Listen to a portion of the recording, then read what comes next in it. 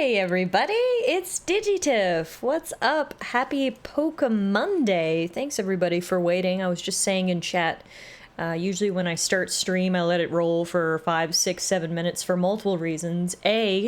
Usually Twitch is not on time with delivering notifications, as per Bronny, who popped in 4 minutes after and said, hey, I finally got the notification. And B, as we all know, and we've talked about many a time, Twitch makes you run ads. You either have to run pre-roll ads so everyone who comes in sees an ad, or you have to run, I think it's 3 minutes of ads per hour to disable pre-rolls. So the long and short of it is there's no way around ads. So what I've done is I've scheduled the ads to run at the top of every hour, meaning we'll get the first hour of stream basically ad-free because I run the ads while I'm in my starting soon screen. So that's just a peek behind the curtain of my thought process behind when I start streams. You're welcome. Hello everybody, how's it going this evening? Hi Kev, hi Euro, hi Bronny, hi TS, hi Beast. So good to see you guys. Thank you all for being here. I'm very excited for another Poke Monday today. We're doing pretty good. Today is going to be stream number 4 of our Nuzlocke run, so far so good. On our last stream last week, we got our second gym badge. That's actually where we left off. We got the Cliff badge, which is gym badge number 2 here for us in Pokemon Y.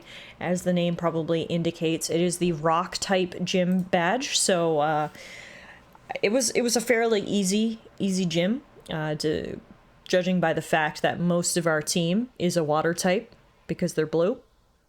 But speaking of that, we have actually picked up some brand new Pokemon that are blue and that are not water types, which I think is going to be absolutely paramount to our success over the next few gyms, because we do have a few tough gyms coming up. I think it was Sharp who was running through the gyms for us last time, but I believe we have Grass, I believe we have Electric, and I think Fire, I think are the next 3. Someone can fact check me on that. Fire won't be a big deal. Obviously, Electric and Grass could be, but our 2 newest additions should help with that. We got Snorlax at the end of stream number 2, aka Huglax, and then on our last stream, we got a very interesting Pokemon, a Pokemon that I kind of forgot existed. One that I don't think I've ever used in a team before. We got the fossil Pokemon Amora, which is a rock ice type. So that should really help us out as well in terms of just type versatility and making sure we've got a bit of balance in our team. So far so good. We do have 5 Poke Friends, meaning we have room for one more. In our team of 6. We've got 2 gym badges. So far, no deaths. I mean, knock on all of the wood, go into a forest and just run around and start knocking on all the tree trunks. Because I don't want to jinx myself. But so far, seriously, so good. Hi, Blaze, how are you? Happy Poke Monday. Good to see you, my friend. So the strat for the next 2 gyms is a drug-fueled Huglax rampage. Well, now that you say that, yes, that's exactly what I want to happen. Hey, Meerkat, happy Monday. Good to see you, my friends. I hope everyone's weekend was good. Saw some of you guys on Saturday for our continuance of the Breath of the Wild challenge run. We're currently running 2 challenge runs at the same time right now on stream, which is something I don't think I've ever done. We're doing the Zelda challenge run on Saturday and then the Pokemon challenge run on Monday. So we're kicking 2025 off with a bang, all of the Nintendo themed challenge runs. This one is a bit more difficult, a bit higher stakes than the Breath of the Wild one. The Breath of the Wild one is probably more difficult just in terms of the amount of time it takes to find all of the Koroks and get to 100%. So, I mean, difficulty is measured in different ways. Breath of the Wild is difficult in more ways, but Pokemon, I think the stakes are higher because, of course, there is the possibility of dying at any time, of wiping the run. So, I would personally say the Nuzlocke challenge is harder, but, I mean, we'll see. Maybe we'll get through the Nuzlocke challenge smooth sailing and I'll be bashing my head against the wall in Breath of the Wild and I'll change my opinion on that. But for right now, does Breath of the Wild even have any stakes? I mean, the only stakes are my personal commitment to the challenge and me not getting burnt out on the amount of Korok seeds. The only thing at stake in Breath of the Wild is Tiffy's sanity. Exactly. Exactly. So again, it's a different type of difficulty, right? Speaking of Breath of the Wild, I should make this announcement now before I forget. We've been doing Breath of the Wild on Saturdays every week. Quick switch up to the schedule. This coming weekend, Breath of the Wild will be on Sunday, so we'll have a back-to-back stream next week with a Breath of the Wild Sunday and a Poke Monday. So just a heads up while I remember. Tiff, permission to bully you on not finishing Breath of the Wild?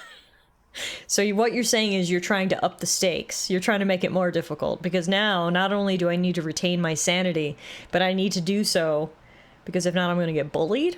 Great. Dying? They just faint. No, please. No. You were playing baby Pokemon.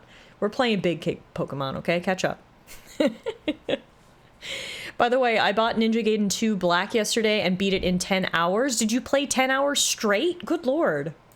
Never played a Ninja Gaiden game. I hope you enjoyed the 10 hours, though. The thing about games, it's like... It's so hard to judge a game based on its length. Because in some ways, yes, especially if you're paying the full price, which in Canada is $79.99. With taxes, you're paying $90 for a full price AAA game. So when those games are 10 hours or less, you know, it is hard to justify it. But at the same time, I would rather a well-polished, well-rounded 10-hour game than like a 100-hour game just stuffed full of random shit that I don't want to do. You know what I mean? So it's really hard. Like, for example, Astrobot. Astrobot is about a 15-hour game, and they sold it for full price. But Astrobot, in my opinion, was fully worth every cent for multiple reasons. It's just such a good game. It is so well polished. It is so well done. I loved every second of it. And B, it has lots of replay value. They're adding DLCs to it with lots of new costumes. So they're keeping it updated to make it worth that price. But at the same time, you know, I definitely understand the debate when games are really short, but they're charging the full price for them and they don't have any replay value. Anyway, that's a debate we can have another time, but regardless, I hope Ninja Gaiden has a little bit of replay value for you, Beast, or at the very least, you've really, really enjoyed your experience. Because if not, well, I guess you can trade it for another game. Oh, hey, look, a random open world with hundreds of pointless things to do. Korok seats. Well, see, the thing about Breath of the Wild is, yeah, it is the king of pointless collectibles, but luckily they are completely optional. You can get 150, 200 hours out of Breath of the Wild just on your main playthrough. Any additional hours after that, that's your own sanity you're burning through, but just in main story alone, Breath of the Wild provides more than enough content to justify its price. Then it just decided to go above and beyond and said, you really want bang for your buck? We'll give you bang for your buck. Here's 900 unmarked collectibles. Tiff, I want to thank you personally for ruining my life with Rogue Trader. You're so welcome. Thank you. Thank you. You're welcome. I'm so glad to hear I'm ruining your life. I think that means you're enjoying it. I hope so. They nerfed the fuck out of some of the fights compared to what I had to deal with when I was younger. Have you ever heard of a fire armadillo? Is that a euphemism for something? No, I've never heard of a fire armadillo. Is it like the holiday armadillo just on fire? No, I've never played a Warhammer game, but Santa Claus came to my mod team for Christmas and gave them all a present. Well, some of them got coal, some of them got presents. This year, Meerkat was lucky enough to get a present, and Santa brought him a Warhammer game that's apparently ruining his life. So you know what, Meerkat? You should blame Santa, not me. Fire Armadillo sounds like a Florida thing, touche. I spent 9 hours straight playing that game the other day and didn't notice. Honestly, I love that. I feel like those moments happen few and far between now that I'm an adult. Like when I was a teenager, it was so easy to sit down and play a game for 6 to 8 hours and not notice. Now that I'm an adult, you know, after sitting down for 3 or 4 hours, my back hurts. But every now and then you do find that game that just absolutely sucks you in and you blink and it's the next day. And there's something about that that is just so special. So the long and the short of it is, I'm glad you're having fun. Kung Fu asparagus. Oh my god, it is my favorite martial artist vegetable. Hey Jay, how are you? It has been a while. Good to see you, my friend. I hope all is well with you. Mr. Blease is a fucking holiday armadillo reference out of nowhere. Look, every now and then you've just got to make a concerned effort to somehow work the holiday armadillo into conversation. All right? Bronny says, it's a good game, you might like it. It's an isometric RPG with turn-based combat. You don't even need to like Warhammer. Well, see, that's the thing, is when Santa was picking it up for Meerkat, I was looking at the at Santa's workshop and the Steam page for Rogue Trader, and it really did look like something I would like. Like, as I was reading the description and like watching a few of the videos, I was like, this is right up my alley. But I'm a little intimidated by the Warhammer franchise. I just know it's so long-standing. There's so many games. The lore is so intricate that I'm like worried if I tried to play a game, I would feel overwhelmed, you know? But I do agree that it looks like something I would really enjoy. Is that where I lose my Warhammer virginity? Is it in Rogue Trader? Tiff, you always complain that your back hurts. Maybe it's the fact that your back is fucked.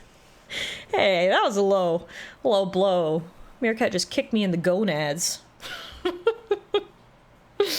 I'm honored to be your favorite martial arts veg. Good.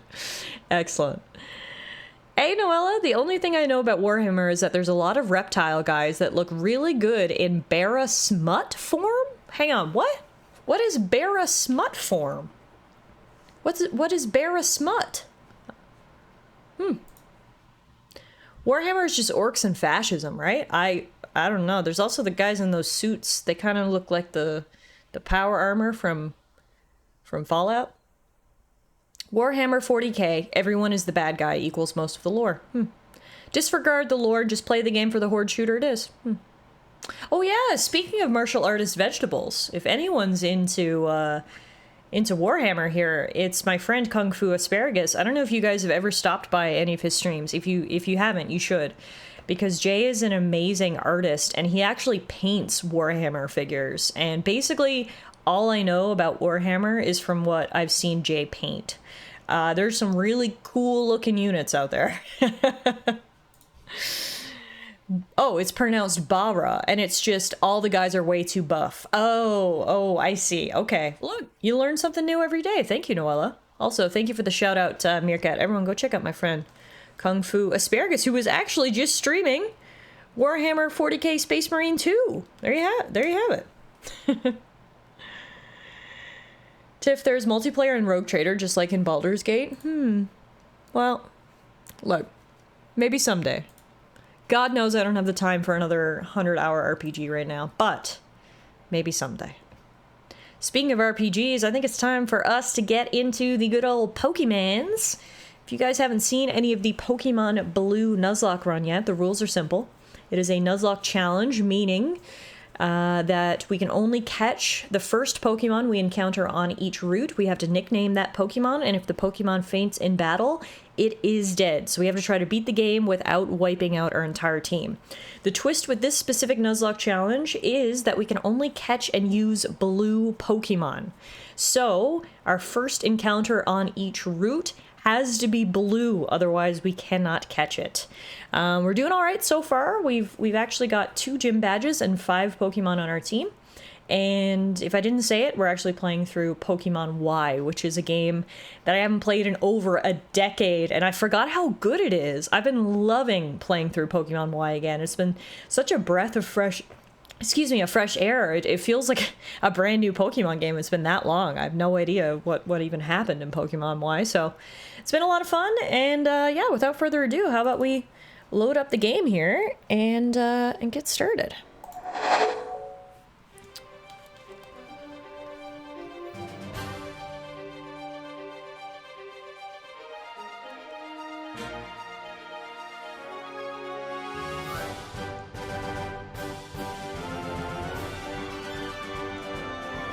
Technically, you should have played Pokemon X since that one is blue.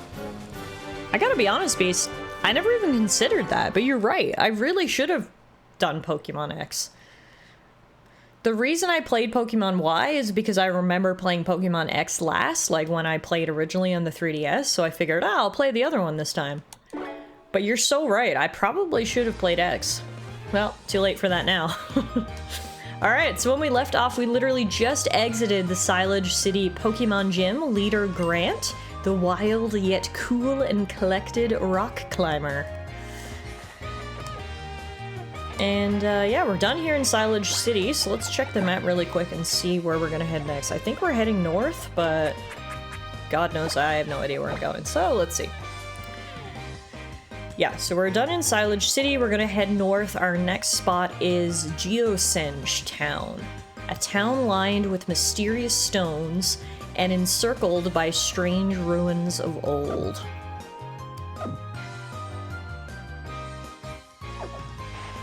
What are the rules in a Nuzlocke about legendary Pokemon? I feel like you're not allowed to use legendary Pokemon in a Nuzlocke run. So it doesn't matter about the legendary color thing? But does someone want to fact check that for me?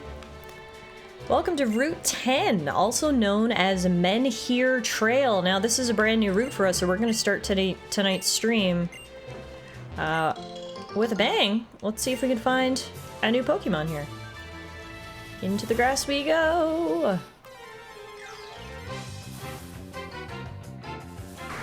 That is the opposite of blue. That is very pink. Alright.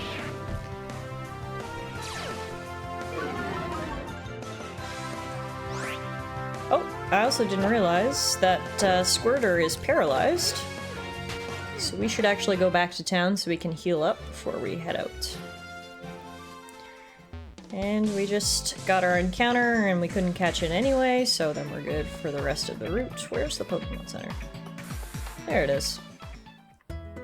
So turns out in Pokemon X and Y you can get 2 modes of transportation. Not only do you get the classic bike, which we got on the last stream, we also have roller skates.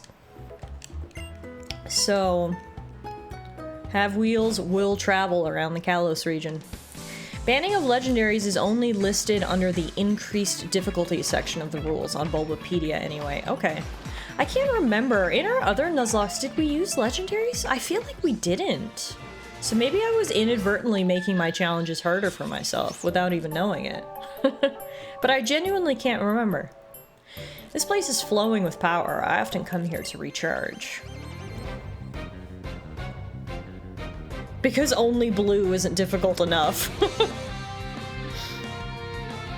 You are challenged by Psychic Robert. Pushes artist glasses up. Technically, the opposite of blue is its complementary color, which is orange. No way! That's my fun fact for the day. There you have it. Pink isn't the opposite. It's actually orange.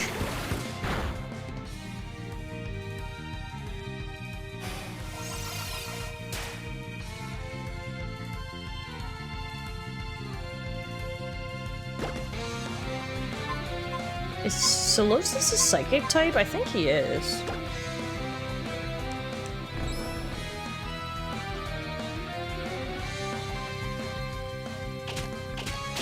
Yep. I was right. Down he goes. It's why a good number of movie posters have a blue-orange color scheme, too. Wait, I think this dude has a Dragon Ball Z reference when you beat him? Wow, oh, he does! Wow, Beast, how the hell did you remember that? How did you remember that this specific trainer on this specific route had a Dragon Ball Z reference when you beat him? That's honestly very impressive. Wow, you and your Pokemon's power levels are incredible. They're over 9,000 for sure. Nice. That is impressive.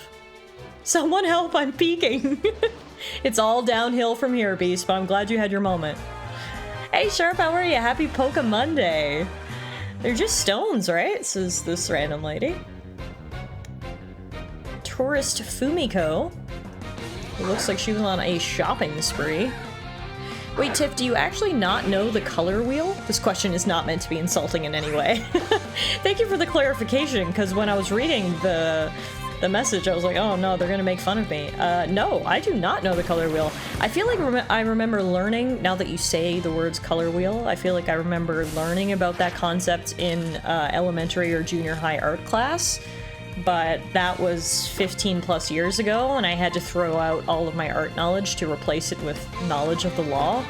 I know, big regrets. So no. Tell me more about the color wheel. This is an educational stream. I've already learned so much today. I'm ready to learn more. Once you think about it and look, you just can't unsee how many movie posters, game posters, etc. do this.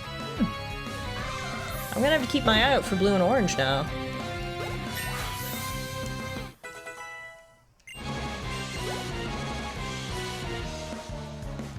Dunsparce. Let's send in... Dunsparce is ground type, right? So Littlefoot as ice should be good, I think.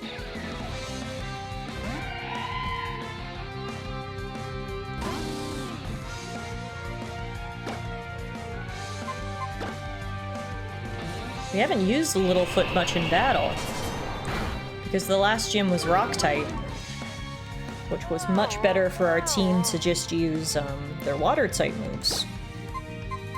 But this is Littlefoot, the newest addition to our team, a Pokemon that I completely forgot existed. Dunsparce is normal. Okay, well, that makes sense then why my ice attacks were not getting any crits. Littlefoot's gonna take a little nap now, and we'll bring in Huglax to finish it off. Littlefoot and Huglax are lagging behind in levels a little bit, because again, I didn't really use them in the last gym. So they're going to be the two that we need to sort of grind up here on Route 10.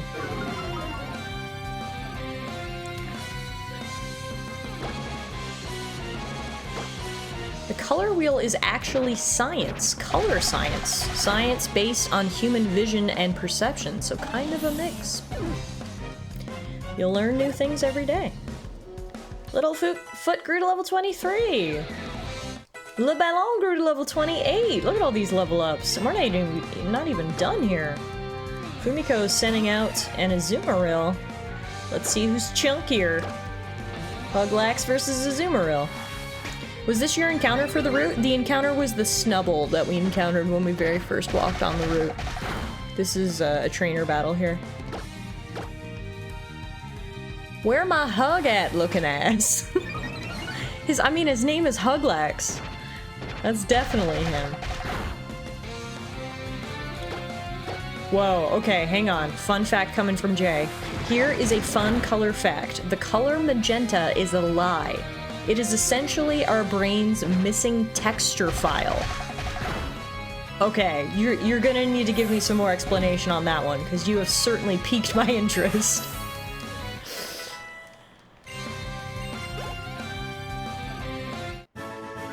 Down goes Fumiko. Definitely just stones, don't you think? I have no idea what this lady is talking about, but I'm gonna run back to town again. We'll rollerblade back there this time. Show off all my modes of transportation. We'll heal up and then keep moving. We had a 30% roll on a Golett in the Route 10 grass. Oh.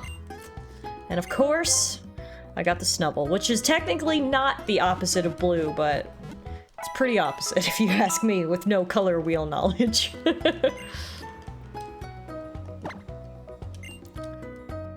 Okay, so let's bring Littlefoot up into first position, and Huglax will join him. The explanation is that every color is a wavelength of light, correct? Wrong! Pink isn't real and is actually made up. What? I can't tell if you guys are just like majorly fucking with me right now, like you're like giggling behind your keyboards, like, haha, we convinced Tiff that pink doesn't exist, or if I'm like learning a mind-bending fact right now. You know, I can't tell if you're pulling my leg. Pink doesn't have a wavelength of light that relates to it. So how do we see pink? Another fun color fact, if you're looking at a screen and something is yellow, no it isn't. What? My mind is exploding right now. I'm that meme with the guy with the math equations. That's me right now, trying to process all of this new information. Pink is just desaturated red. Huh. Pink is just diet red. Screens make up colors with red, blue, and green lights, and nothing's actually emitting yellow light. So how am I seeing yellow? Because I'm seeing a lot of yellow on my screen right now. Is my brain tricking me again? What is up with my brain? Tell me the truth, goddammit! You're just seeing a combination of red and green that your brain sees as yellow. Honestly, any visual thing is a combination of trusting what you've been told and assuming your brain is interpreting things correctly. I mean, yeah, that's true. Touché. And who knows how I see things? I might see things differently than everyone else on Earth. I'm looking at the screen right now and seeing things a certain way, but I don't know for a fact that you guys are seeing it the same way I'm seeing it. Wow. This is a lot to digest here on a Monday evening. A few years back, this really strange dude named Colrus told me that these big stones emit some kind of special energy. Oh, these are the big stones that lady was talking about. What the hell? Is there any landmark in France that matches up with this giant stone field here? Like, does France have their own version of Stonehenge or anything? Damn it, guys, I don't want to be up all night thinking of these things.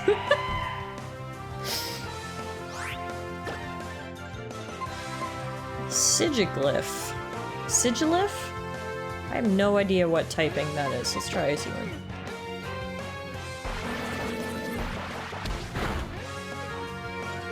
I assume they're psychic type? Well, whatever they are, they're weak to ice, so that's nice. They might be psychic flying. Keep it up, Littlefoot! They are psychic flying. Okay, nice.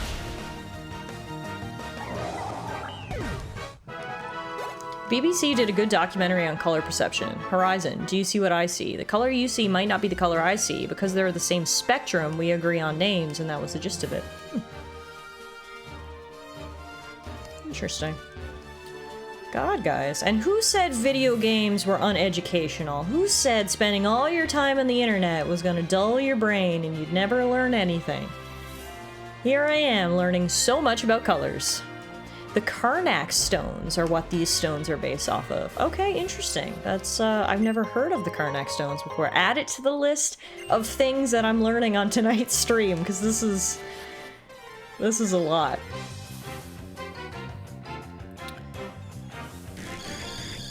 Okay, Meerkats hit me with some more color lore. Your eyes have rods and cones, right? Rods only detect black and white. Cones see red, blue, and green. You cannot see any other colors. Your brain will take these 4 data points and estimate the actual color of it. Yellow things like bananas will reflect some green, red, and blue, and this ratio of the 3 colors is what the brain actually sees. Your screen replicates that ratio of red, blue, and green to make you think you see yellow. God damn, this is... Wow. That is pretty awesome. We might earn the educational stream tag. Yes, we might. First, I've got a whole horde of Yanma to take down. Holy moly. The question is, will Icy Wind hit all of them at once? Because that would be a dream come true. Let's see. The Karnak stones are on the south coast of Brittany in northwestern France. Okay, and that's kind of where it's positioned on the map of Kalos, too, so... Game Freak really did their homework when it came to designing a region based on France. Oh yeah, Icy Wind takes down 5 in one go. Let's go. You defeated 5 Pokemon at the same time. That was awesome. GG, Littlefoot. More than 3,000 prehistoric standing stones were hewn from local granite and erected by the pre-Celtic people. Oh my gosh. Guys, keep up all the fun facts tonight. I am learning so much, and hopefully you guys are learning stuff too. And if you're not, well, you can be amazed at me learning stuff. But yeah, that was an absolute ace. Right there. And look who we have. Speaking of colors, this guy has a favorite color. I wonder what it is. Stop right there! I remember you! You're the one who foiled our fossil finding plans, and now you're here standing around these stones. Do you have any idea what they even are? Of course you don't. You know nothing about the legend of 3,000 years ago that says... Wait, what does it say? Oh, whatever. Who cares about all that? It's time for me to get some sweet revenge with style. I mean, the style is questionable, as is the fact that you're gonna get any revenge. But anywho. The pre-Celtic people were playing Minecraft IRL. Alright. Let's get Squirter in here.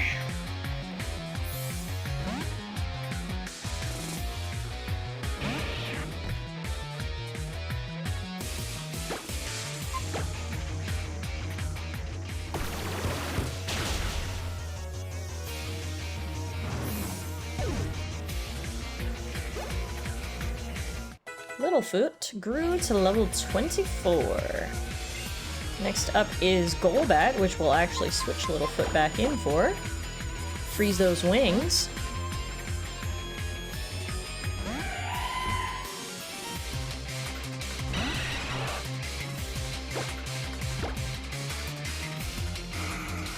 Not Confuse Ray, that's just annoying.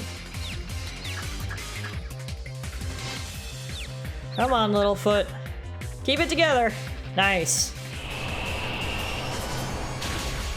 Oh yeah, very nice. One more of those and we'll be good.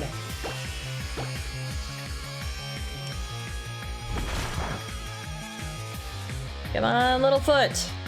Yeah. That's my dinosaur. Jeez.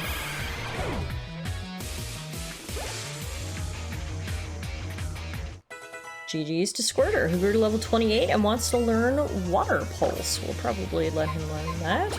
Water Gun is 40 power, 100 accuracy. Water Pulse is 60 power, 100 accuracy with a chance to confuse. It's an easy decision. Bye-bye Water Gun. Hello, Water Pulse.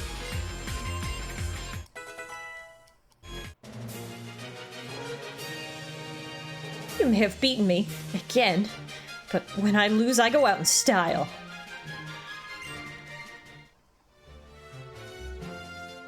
What the? How could I lose again to a little punk like you?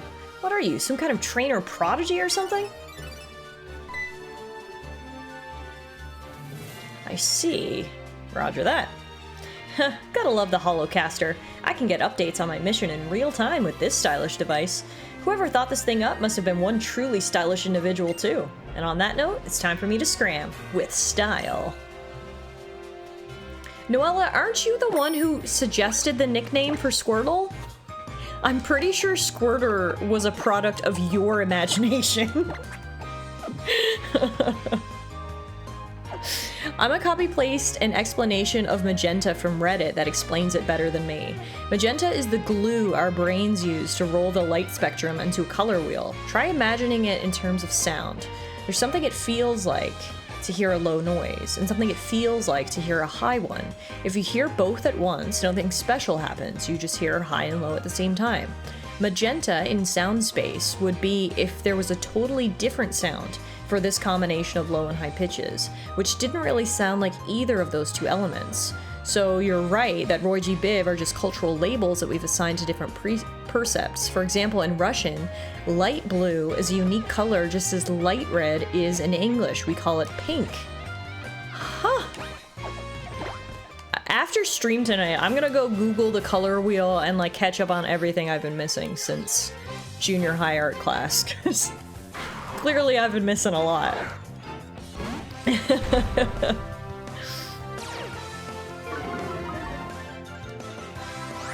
Get out of here, Snubble. Ain't nobody got time for you and your fake colors. There's so much grass in between these rocks. Hello, kid. Do you want to battle? There are more and more of these big rocks as you get closer to Geosenge Town. Tiff's gonna get high and think about colors tonight. I can feel the energy from these stones enhancing my already potent psychic powers. Good for you, I guess.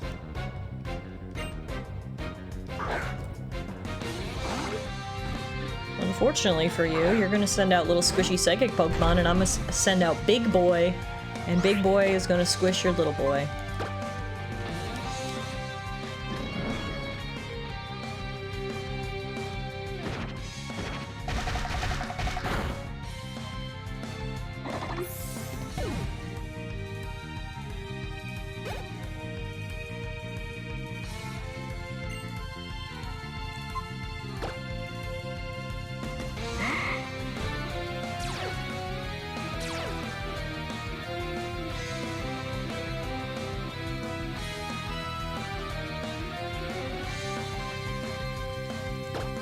Time to squish.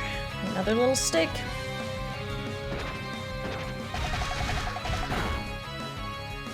See? I told you. Never underestimate the power of the lax. Hey, and Frogothin grew to level 30. I couldn't control my overflowing powers, says this nerd. Whatever you say, bud. Seemed to me like you didn't have enough power. Alright, we got a Thunderstone that we'll probably never use, but hey, loot is loot. And now let's keep moving. I love how you can roller skate on grass. Not sure what kind of skates I have, but they are very multi-purpose. Can't you see we adults are busy? Don't interrupt their work, kid. I mean, you're an adult who chooses to dress like that, so I've decided not to take you seriously, ma'am. I don't care how old you are. Time to squish some more Pokies. You got it, Huglax.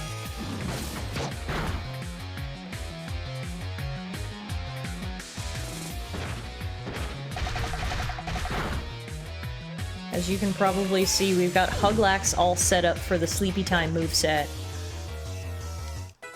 Le Ballon grew to level 29!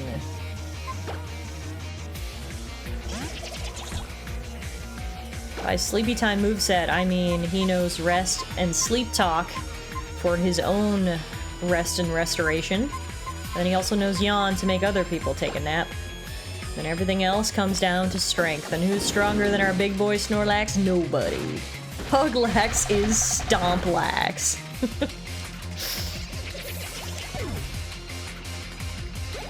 And Huglax gets to level 25. Wants to learn Body Slam. Probably not. We'll check it out. Body Slam.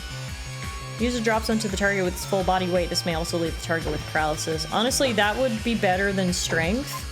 It's 5 points better, plus it may leave the target with paralysis. But HM moves can't be forgotten right now, so we will hold off on Body Slam. No, I said... No, keep old moves. Give up on learning. Thank you. We defeated Team Flare Grunt, who falls straight on her butt. Well, if that's how you're gonna be, I'll just stop working. Okay? What, like, why do you even tell me these things? I legitimately do not care. Thank you. There's so many of them here. People in ancient times must have been incredible. Maybe I should say that it was the Pokemon in ancient times that were incredible? Yeah, people suck. Pokemon rule. This was Huglax holding back and not body slamming? Yeah.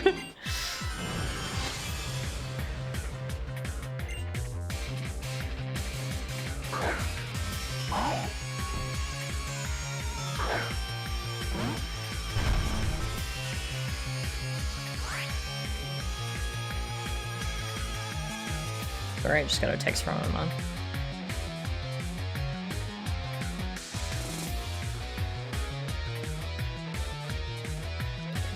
What do we got? A Gulpin! Nothing a big ol' Lax can't deal with.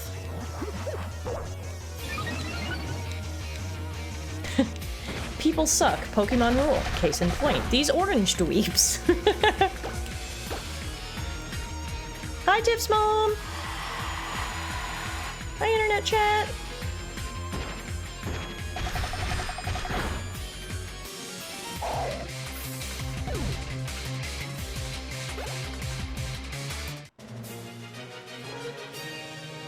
I've been feeling an itch to play D&D DX. It was pretty much the entirety of my social life in my early 20s. What is D&D DX? I've never heard of it before. To have a battle at a famous sightseeing spot. Oh, this will make for a great memory. Hopefully Snorlax doesn't break any of these old stones with his curb stomping and body slamming. Oh, it's just an emoticon. Wow, that just made me feel so old. I have to agree with Noella, it did kind of read like a Yu-Gi-Oh! Spin-off series, but now that you're telling me that it's a, it's one of those newfangled emoticons, yeah, I feel like an idiot. Yeah, you could say I feel like an idiot.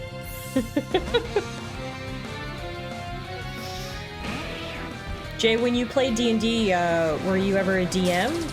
Or were you just a player?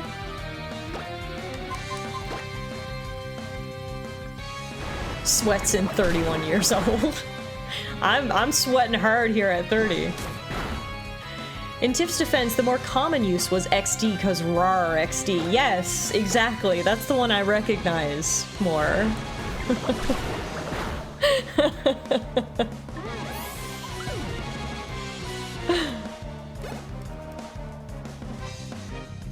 I was one of my friend circle's perma DMs. No, that's fun though. I've always said like something that's kind of on my bucket list to do someday is to DM. Oh, I should have switched Pokemon. Got caught up talking about D&D. Get in here, Huglax. One of my bucket list sort of items is to be a DM, even just like in a one-shot campaign sometime. It's just something that I think I would like to try. I feel like I might be good at it, but either way, I think it would be a lot of fun, so...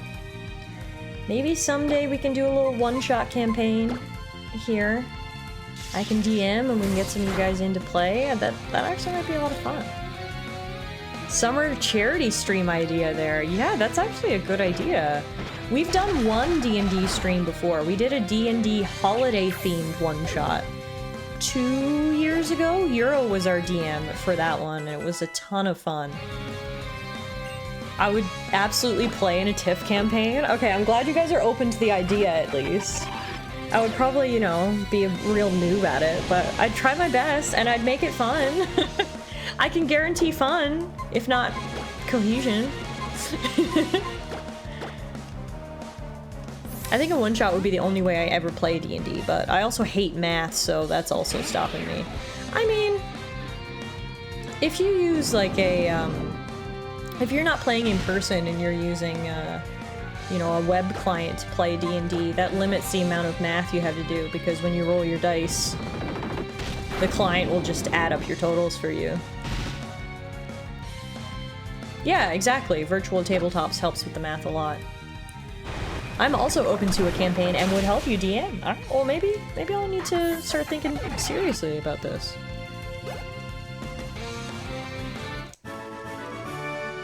Doesn't matter that I lost, I'll treasure this memory forever. Well, I'm so glad.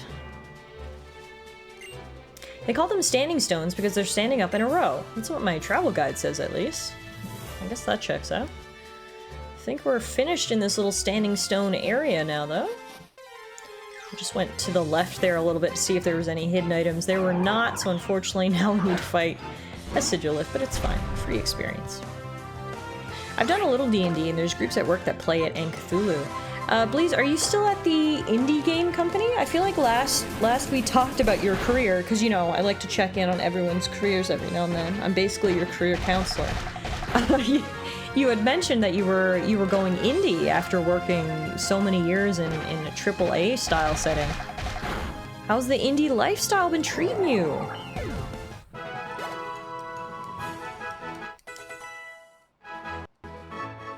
Kryzen's still looking for a job. Don't worry, Bronny. You will find one, I promise. And in the meantime, you can enjoy the fact that you've got so much time off. I'm like low-key jealous of you. Ugh, you wanna trade jobs?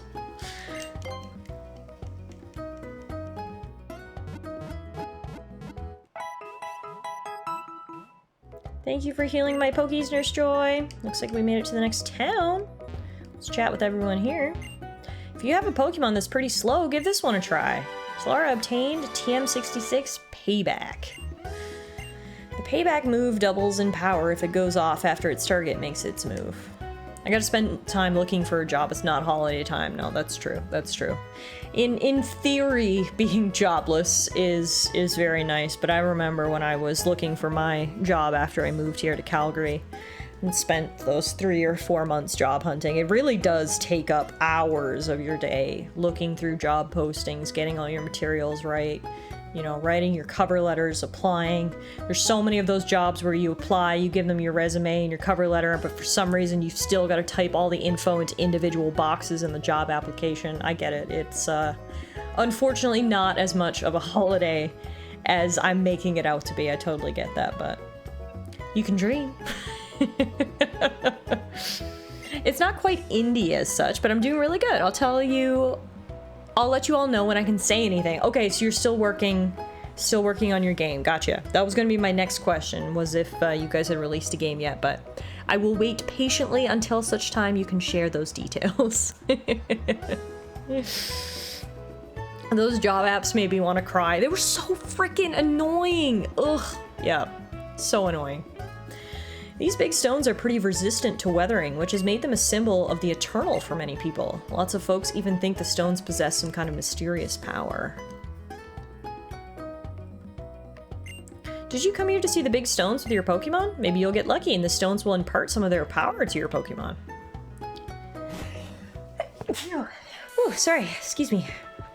What was the name of this town again? I ran in here and I didn't register what the name of the town was. Geosenge Town, right. So presumably this is a... Whoa, you can sit on these rocks? That's kind of cool. Presumably this is a tourist-dominated town for the rock formations just outside here. Geosenge Town is the town of stones. Okay. Anyway. Wow, I like how you can sit on things. That is such a simple thing, but again, Scarlet and Violet could never. You're a pretty sophisticated traveler if you're here to check out the monument. I mean, I'm here to try to get free stuff if we're being completely honest, but sure, I'll look at the monument. Probably got souvenirs there. For some reason, a Pokemon will not evolve when it holds an Everstone. I have quite a few of them, so I'll share one with you as well. That's actually a good item for us to get, because one of the rules of this Nuzlocke challenge is, of course, we can only use blue Pokemon. So the issue is, we might catch a blue Pokemon, but then it's set to evolve into something that isn't blue, meaning the only way we can use it is if we stop it from evolving. So if that's ever the situation we find ourselves in, we've now got an Everstone, which will help out that process. Could Pokemon and stones have some kind of connection? Think about it. Some Pokemon even evolve when exposed to a Fire Stone or Water Stone. I hear the history of this area goes back to ancient times. You can probably get the details from the guide in the hotel. If you strangle them, all Pokemon have the potential to be blue, don't they? What the fuck? Ronnie! Wrong game! My girlfriend got me a little brush holder that is shaped like the silhouette of a Stegosaurus, and I printed a label for it that says, "I am a Stegosaurus." It doesn't work very well, but it's cute. Oh.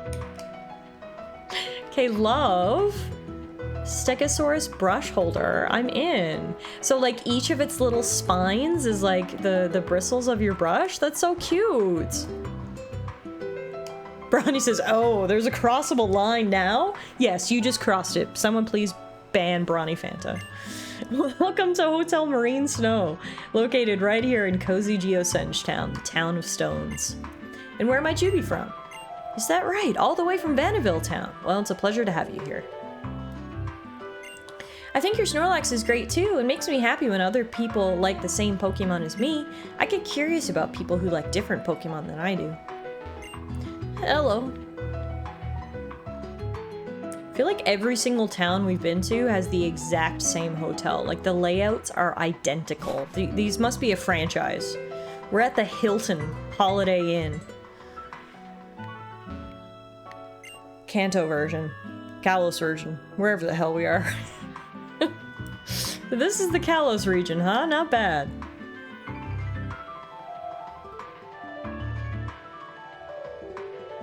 Wait, is the O guy gonna be in this room? I think he's been in every hotel. Yep. He's in every hotel we've ever visited. There's a guy in the far right room who teaches us about O powers. Kalos, Kalos, Kalos, the land of child predators. Franchise or copy-paste? Aren't those the same thing?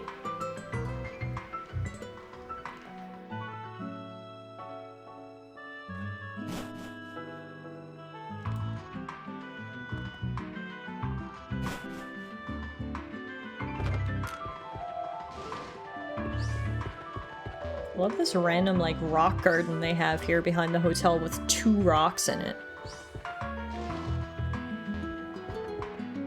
Huh. Wait a minute. There was an item back there. Oh, you can't see it from this direction. There we go. We got a timer ball.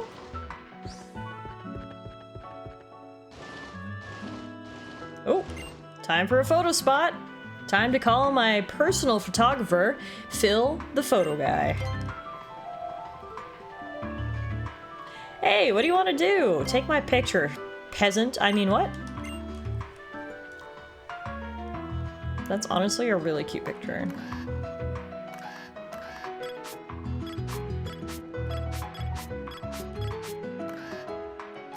Wait, how do I... No, that's... Oh, right. We talked about this before, because the photo looks so good in the preview, and then it looks so blurry when you actually take it. I was like, what is going on? But then someone told me that if I was playing this on 3DS, the photo would be 3D right now. That's why it looks blurry in 2D, so... Anyway. There you have it. A big-time photo shoot.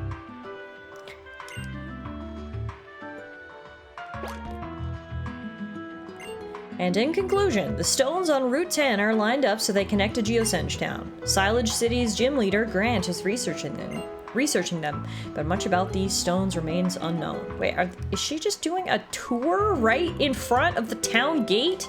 And everyone has like 10-pound backpacks on? Arranging so many stones like that is really impressive. People were amazing 3,000 years ago. This has to be the work of extraterrestrials. There's no other explanation. Aliens are canon in Pokemon. It's confirmed. So in the end, nobody really knows. The world is full of things like that. Well, talk about blocking traffic, am I right? Guess we're heading this way. Until the backpacks are out of here. Nothing but rocks here, you say? No, you don't get it. This town has nothing else, so it's obvious how amazing the stones are. Ooh. Jay and Noella both make really good points. Ultra Beasts are kind of aliens, and Deoxys is confirmed from space, so... It was already confirmed that aliens exist in the Pokemon universe. Hear this, Pipsqueak. Team Flare is going to use the stones on Route 10 and a fantastic treasure to make everyone on our team happy. In this world, the ones who have power are the ones who win with Flare.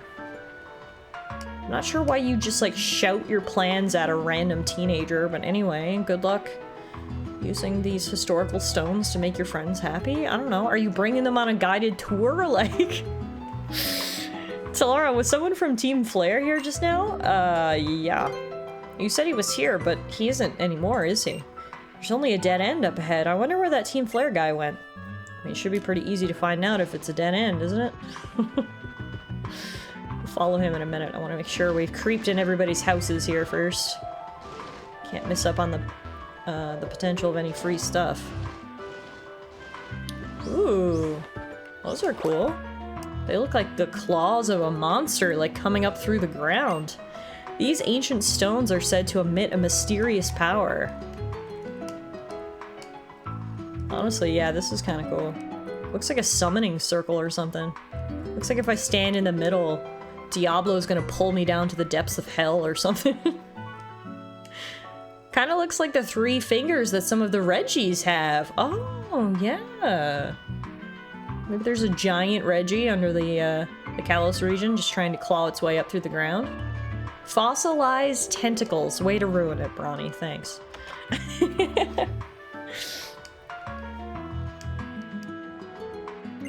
Someone wandering for 3,000 years trying to find a Pokemon. I've heard a story about a man like that, but you can't believe everything you hear.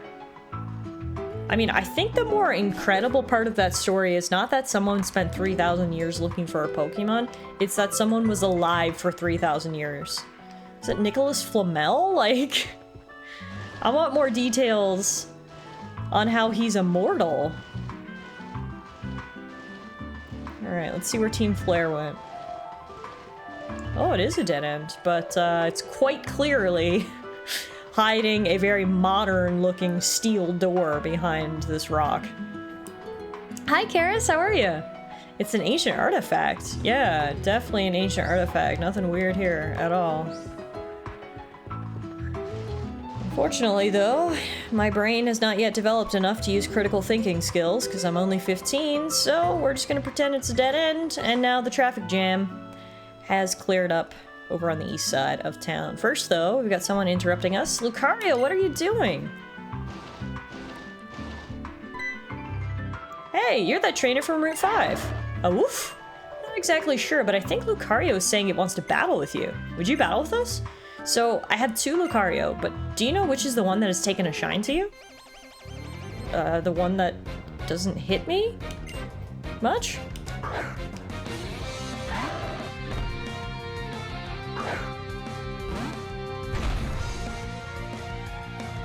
Yeah, unfortunately, Huglax is not a great matchup for Lucario, so we're gonna swap him out and bring in Frogathan. So we met this girl really early on, and she has 3 or maybe 4 Lucarios. Apparently one of them really likes me, so I'm hoping that means one of them wants to be my friend and join my team at some point, because that would be the perfect blue Pokemon for slot number 6 on the squad. I would love to get a Lucario. But I suppose first we need to prove our worth in a battle, so come on, Frogathan. Don't let us down. Oh my god, Tiff, I have to describe to you how I described Lucario the other day. That transfer kid with dreads from Jamaica in a 90s or 2000s kids cartoon with the shorts and Jesus spikes in his hand and a spike in his chest. Honestly, good description. I like it.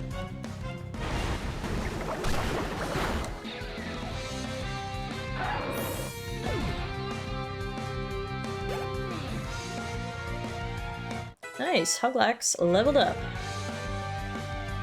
And now we've got to fight another Lucario. Okay, guess we'll send in someone different. We haven't seen Balloon yet today. Let's make sure all our Pokies get some screen time. Go Balloon!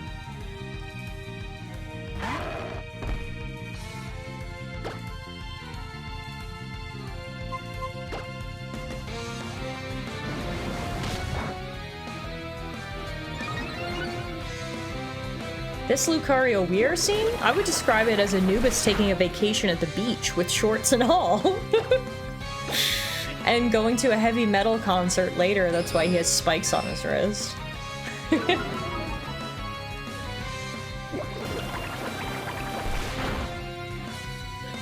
Alright, 2 Lucario down. And Balloon got to level 30. Frogathan got to level 31. What? Not even my ultra-powerful Lucario duo could stand up to you? A 30-year-old Balloon. Ayo, it's me! Okay, now I get it. I see why Lucario likes you so much. So, do you remember that I'm the gym leader in Chaleur City? Once you get past the cave just beyond here, you'll be there. So stop by and say hello. Alright, well, good to know that's who we'll be fighting next. Apparently there's another cave coming up. I feel like we've been through so many caves lately. Alright, let's heal up our Pokies before we go.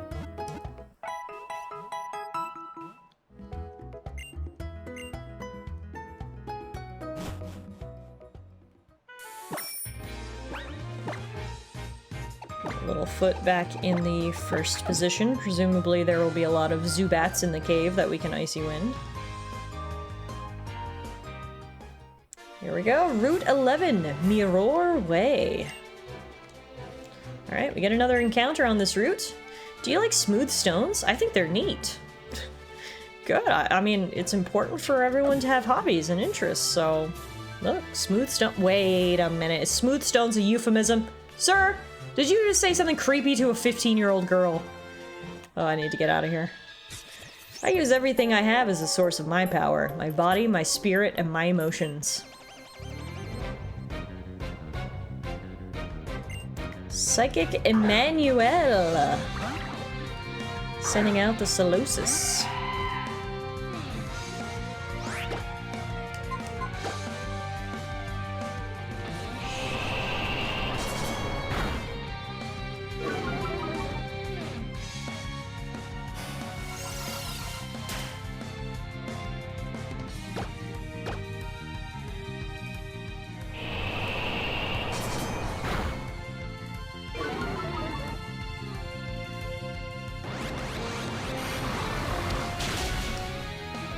Oh my god. Oh, that was like the first time in this entire run that I got a little bit scared. Okay. Didn't love that. Didn't love that one bit. Get back in here, Littlefoot. Not today.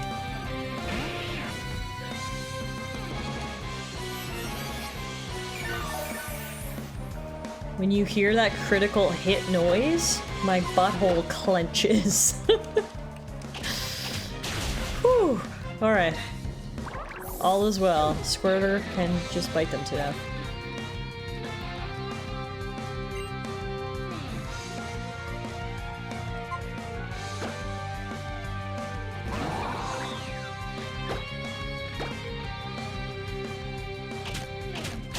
You almost lost to a chickpea.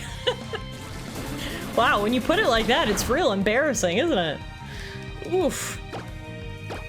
Smooth stones beneath me. Cool air surrounds. Soft and savory. Catamaran by Yawning Man. Sounds like something that Jin Sakai would have recited in Ghost of Tsushima.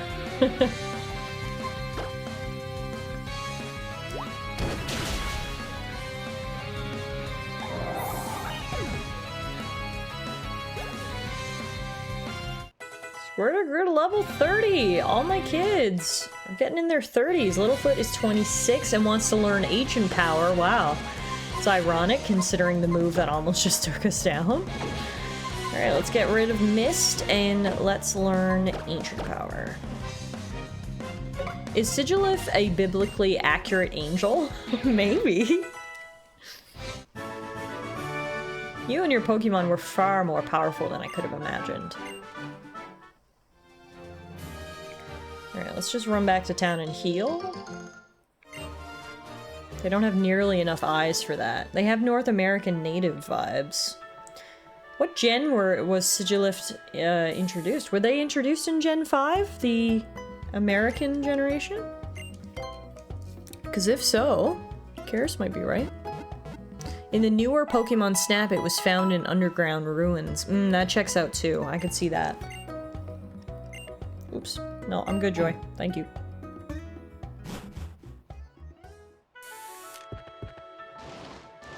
On the road again. On the road again. Riding down the road on my rollerblades on the road again. Okay, time for our encounter of this route. Well, actually, first we're gonna fight this kid. A battle girl's power comes from her belt, you know? Does it? Because if so, you're only a white belt. I don't think you got much power, girl.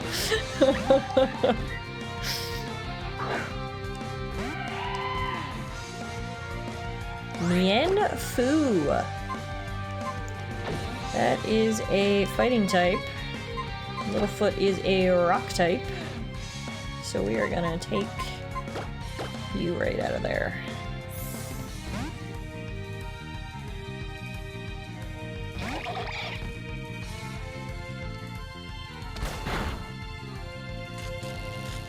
Oh man, not the paralysis. Stop it! Oh my god, stop! Guys, what the heck? We have not had any close calls this entire run, and we just had 2 back-to-back. I hate this. Wouldn't Balloon be great against fighting types? Is Fairy good against fighting? I'm still so bad at Fairy typing. They added it in Gen 7, which is like anything that was added after I was a child, I don't feel 100% confident in. I really gotta work on my Fairy typing. Well, that was ridiculous. Why was that so difficult? It's because I shitted on her for her white belt. She took it personally. That whole battle was fueled by spite. Fairy is good against fighting? Okay. Gotta keep my belt tied tight or I can't unleash my true power.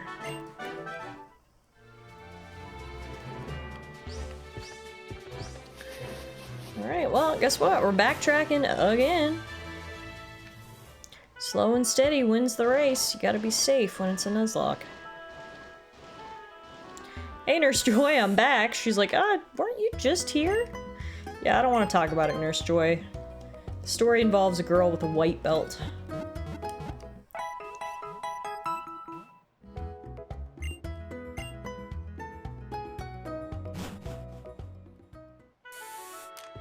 Alright.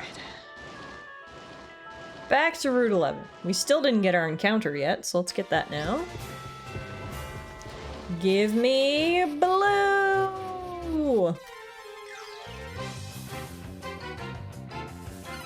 Nada. A Chingling! So the rules are that if your Pokemon faints, you have to abandon it? Yes, that is the standard Nuzlocke rules. What type is Chingling? I feel like it's probably electric? I have no idea. Just give them the drugs, Nurse Joy. Well, that worked, whatever type he is. There was a 10% chance for a Nidorina. Oh, dang. Would've loved me a little Nidoqueen. Oh, well. Let's keep moving. I'm still hoping we're gonna get a Lucario for that final, final party slot, but it's always good to have backups as well. Also, holy moly! We had rocks on the other side of town. We've got pure crystals over on this side. That is pretty cool. Hang on, I'm getting a phone call. Hollow clip received. Someone's FaceTiming me. Hello there. Looks like you've almost made it to Shallur City. That's fantastic. It looks like your journey with your Pokemon around the Kalos region is going swimmingly. I wanted to tell you about a person in Shallur who knows a great deal about Mega Evolution. People call him the Mega Evolution Guru. I've told everyone else about him, so if you have a second, you should give him a visit. Will do. By the by, I hope it's not too annoying that I highlight these missed rolls every time. No, I actually like it, because I have no idea what Pokemon I might find on the route, so for some routes there might not even be blue Pokemon, so... Even if it's bad news, I still like to know the information. I just realized that Digitiff is wearing blue too. Yeah, she's dressed for the occasion. Hiya! Behold the results of my training. Hiya! Ichi ni san! All of my training was for this match. Brains and Brawn, Frank and Sly.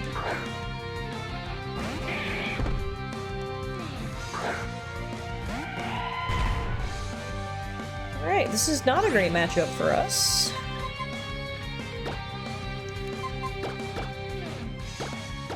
Nope.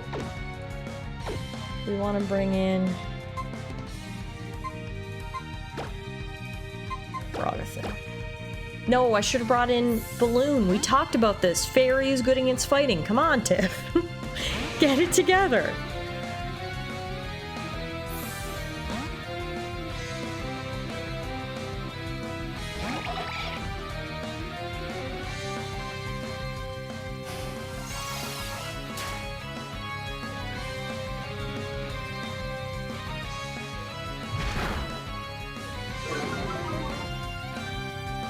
Okay, well, let's team up to take out Mr. Mime first, and then we can get Balloon in here.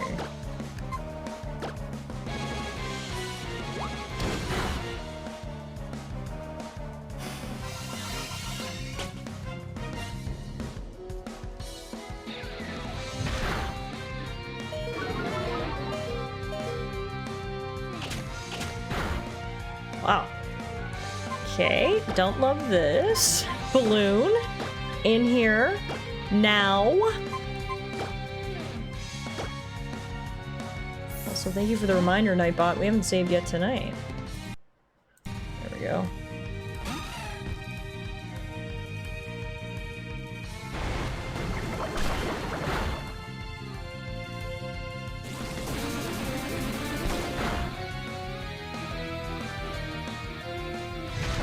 Leave Balloon alone!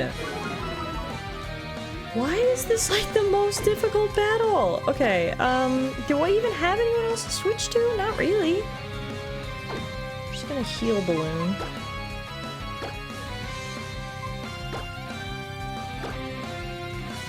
Back-to-back crits. Talk about bad luck. Yeah. I know. Alright, Mr. Mime's gotta go down from this.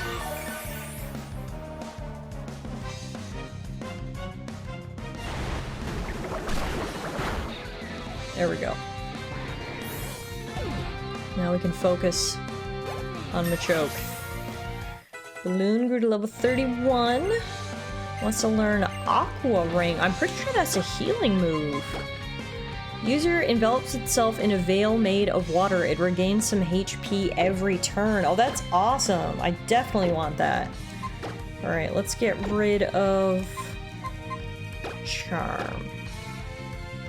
That's a great move.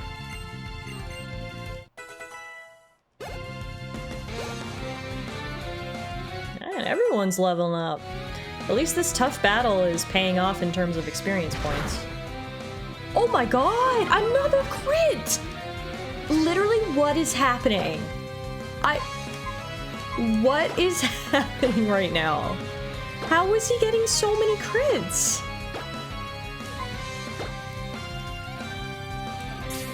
This is ridiculous. Hang in there, guys. Battle of attrition. We got this. Wow, that did like no damage. Oh my god. I feel like this Route 11 is like the first challenge we've had in the run. We've kind of swept through everything up until now without really much of any difficulty. The second we get to Route 11, every single trainer we fight has a chance of killing my Pokemon. Okay, Bubble Beam.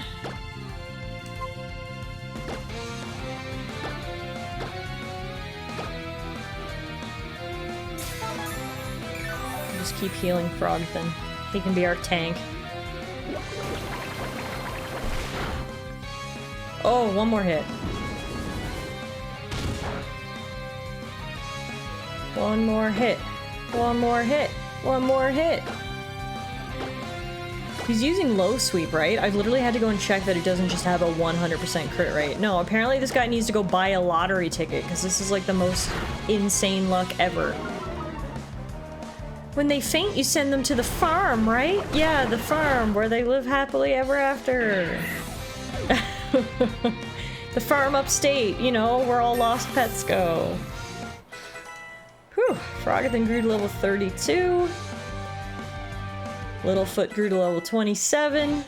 And we defeated Brains and Brawn, Frank and Sly. It's gonna be okay, don't cry, we did our best. You only cry because Pokemon battles are so important to you. That's a good thing. I really need to stop crying every time I lose a battle. There sure are lots of mysterious stones in the Kalos region. Reflection Cave is ahead. Alright, well, before we go into Reflection Cave, we need to go heal.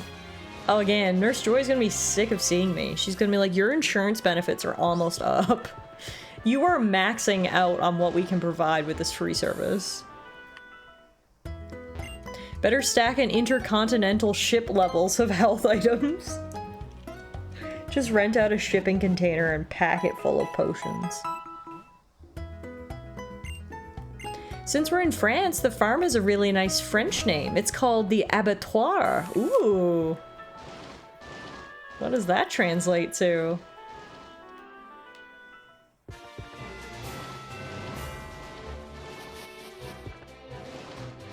Now, it does look like before we go in the cave, there's an item here and some stairs there. Let's explore. A-ching-a-ling-a-ling!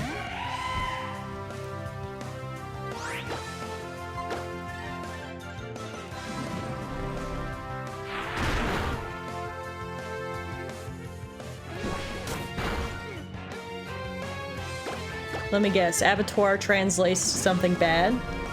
Oh, it means slaughterhouse. Okay, yep. Right. I figured it was gonna be something like that.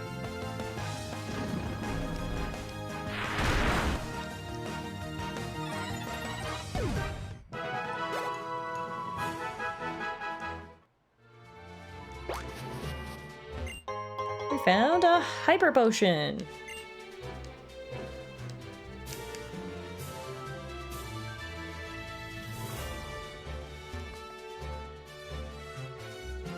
Care for a sky battle with a sky trainer? I mean, I would, except I have no one who can fly, so no, sorry.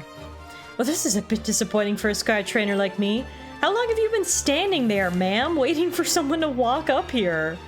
You might be standing there for another year by the time someone's curious enough to walk up those stairs.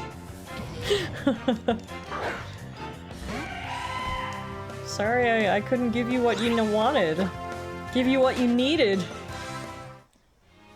Alright, time to go into the cave. Reflection Cave. No biking, no rollerblading, aka no fun. Oh, I can see where it got its name though. Cool. To tell you the truth, I'm thinking of never leaving this place. You like looking at your own reflection that much, Backpacker Lane? Jeez Louise.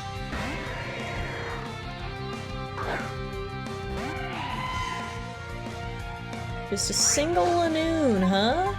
Let's see what we can do here.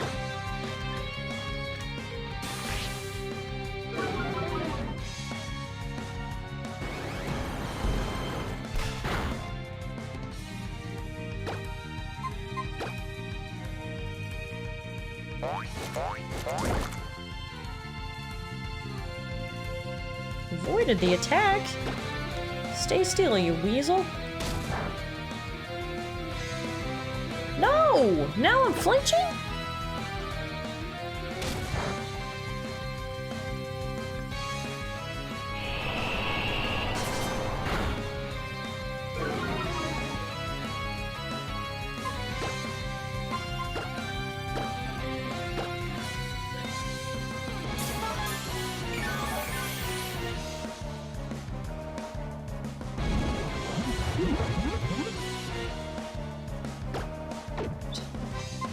Felt like Icy Wind did more damage than Aurora Beam, so I guess I'll hit him with another one of those. At this point, I don't have much accuracy left though, so hopefully I can hit him. I hit him alright, but he's holding on for dear life. Come on.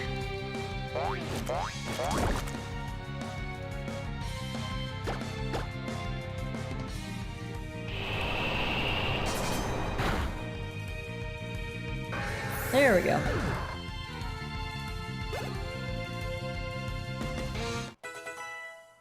Who needs accuracy when you're using literal wind as your attack? That's a good point. Alright, we'll leave that guy alone. Keep moving now. The path splits. Do we go north or south? My heart says north. And that brings us into a battle! Wait a minute! Hang on. This is our first encounter in the cave. Roggenrola is blue. The issue is, can I catch Pokemon when they are in a horde? Let's find out, because we might have another team member right here. Duskball. Oh, no! Okay, if that's the case, then I feel like it's only fair to not count this as our cave encounter. Do you guys agree? If I physically cannot catch the encounter, I feel like it's only fair that we get another go after I get rid of these ones. But this is a place of democracy, so I will hear from the people before I make that executive decision. You could just whittle them down to just one left. Oh, yeah. Yeah, okay, that works too. See, the reason I hesitated is because Icy Wind hits all of them at once, and I was like, well, I don't know if we can do that. But no, I guess we can. It's gonna take a while, though, because all of them have Sturdy. So it's gonna take 8 turns.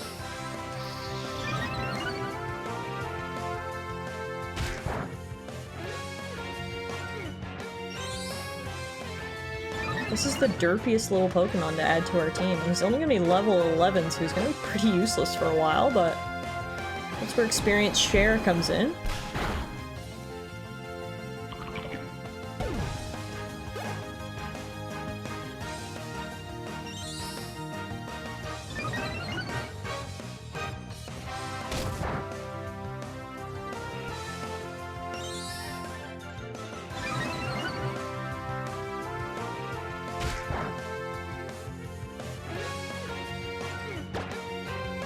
Them being sturdy is a great trait for the Nuzlocke, though. That's a good point. That's a good point. You can't get blindsided with any one-hit KOs.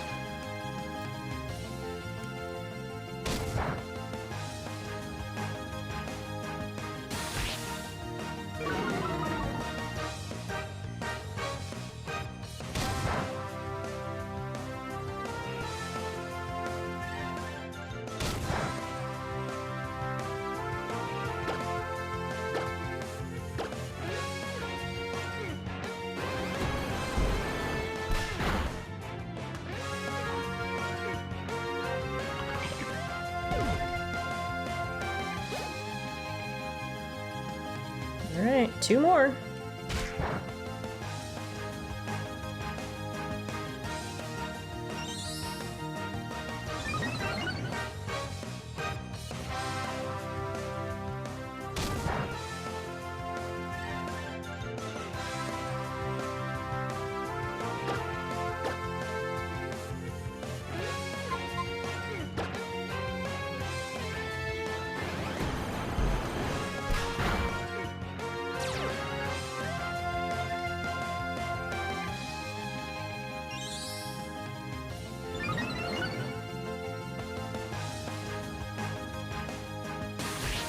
Any day now, little rock boys.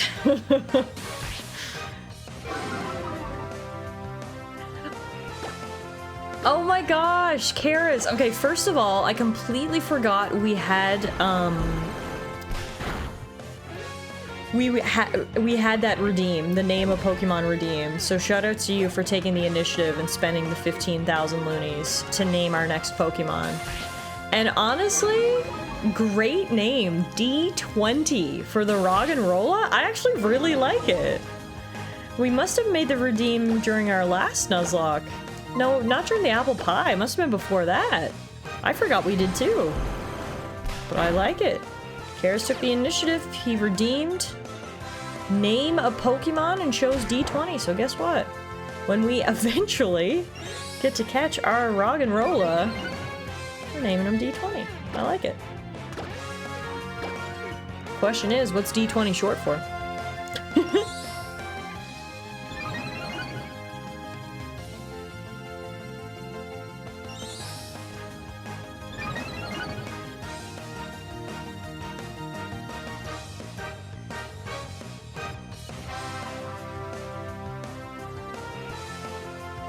All right. One more hit, and then we can finally catch a Roggenrola. Talk about a battle of attrition. Oh, or he can avoid my attacks. Great.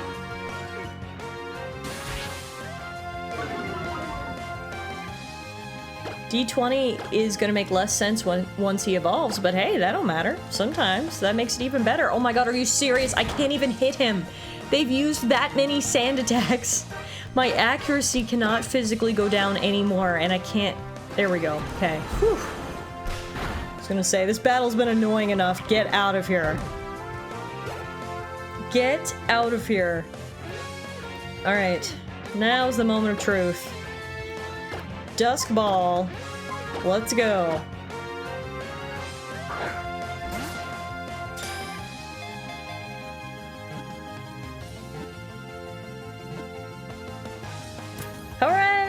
was worth it after all! Welcome to the team, Roggenrola. Dear God. That was not easy. Well, it was easy, it was just annoying. There he is, Roggenrola, Pokedex number 120, the Mantle Pokemon.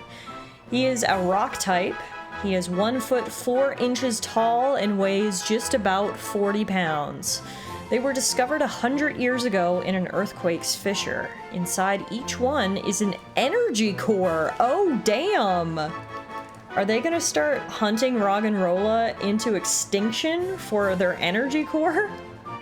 Why can I see that definitely happening in the future during the energy crisis of the Pokemon universe? That is a dense boy, very dense. Let's go get his sprites. Roggenrola. Roggenrola is from Generation 5, wouldn't you know? And his shiny is purple. That's pretty cool.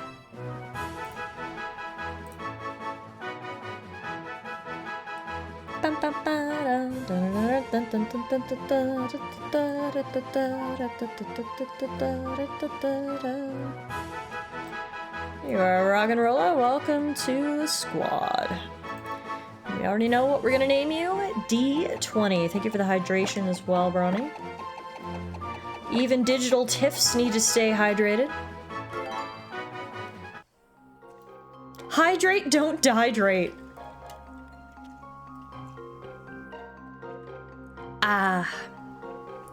Oh, I just realized we won't ever evolve him to his final form. That requires a trade. Oh, that's so annoying. I hate trade evolutions. Like, what about the people who don't have friends? God, Game Freak, won't you think about us? Oh, wow, there's mimes in here. There's mimes! Run away!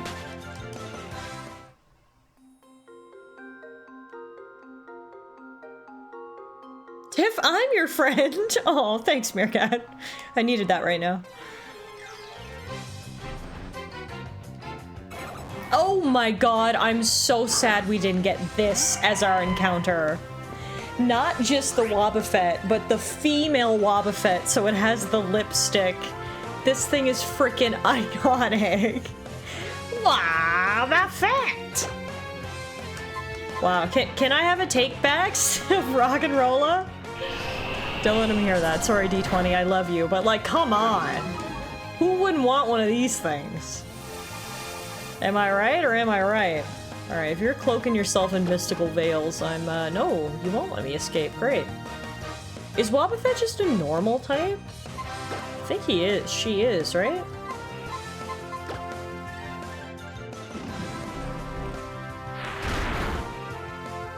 I don't know that I've ever seen anyone use a Wobbuffet like... Oh no! What do I do with Destiny Knot? How do I avoid dying from Destiny Knot? I have to make sure I'm fully healed, I guess? Oh no! Is this super fierce Wobbuffet gonna be the death of us? I don't want to die, ma'am! Please! I've only just been revived from a fossil. Cut me some slack. I genuinely don't know what to do about Destiny Bond. I know you're hoping to take its attacker down with you, but what if I don't want to do that? And we can't run away because of Shadow Tag, so the only option we have is to kill it and hope we don't die. A quick Google says passive damage KO doesn't trigger it. I don't think I know any moves that do passive damage. Because, well, anything that I use right now to inflict a status effect is also going to do damage. Do we use D20? No, Littlefoot can't even be switched out. It's gotta be Littlefoot. We can't run. We can't switch out. And we're Destiny bonded. Are you serious right now? We literally have no choice. Wait, hang on. Do I have like a polka doll or anything? No. Maybe it's a good time for an X defense? Oh, we are in a bind here. Yeah, let's just use drugs. What does guard spec do? No. No. Okay, X defense. Can I use multiple X defenses? Rory! Hi, my friend! How are you? You arrived at a very stressful time. We just encountered this ultra fierce Wobbuffet, which I of course was very excited about at first. Like, look at that lipstick. Wobbuffet is looking fresh. Then we found out that Wobbuffet knows Destiny Bond, which means if I kill it, it's going to try to take it down with me. I also can't run away because he has Shadow Tag, and I cannot switch Pokemon, which means I'm absolutely stuck in fighting this fierce Wobbuffet. Which would be all well and good if it wasn't for the fact that he's going to try to take me down. So what we're going to do is we're going to use as many X defenses as we can. We are going to void up Littlefoot here. And then we have no other choice but to hope for the best. Let's see how it goes. Can the power of Rory save us? Wild Wobbuffet fainted. Wait. It didn't take me down! It didn't take me down! What the hell happened to Destiny Bond? It was the power of Rory. I told you! It was the power of Rory! Yes! Oh my god, that was way too close for comfort. I was so worried that Drag Wobbuffet was going to be the death of us there. But hey, no, we survived. The power of Rory prevails. Speaking of, hi Rory. Sorry, I was a little preoccupied when you came in. Hello everybody, how's it going? Thank you, Rory, for bringing your crew over. I hope you had a fantastic stream tonight. I feel like everyone here should be following Rory at this point, but if you're not, go check out Rory. He's been playing a lot of Baldur's Gate 3 lately and has been really awesome, as all of his streams always are. So, hello, Real Cool Guy. Hello, Rory. Hello, Morgan. Hello, Zippy. Good to see you all. I hope you're having a great evening. Welcome to our Pokemon Nuzlocke challenge. This has been what we've been streaming every Monday since the advent of the new year. This is the Pokemon Blue Nuzlocke challenge. What that means is normal Nuzlocke rules apply, meaning that if your Pokemon faint, they're dead. That's why I was so worried about Littlefoot there in Destiny Bond.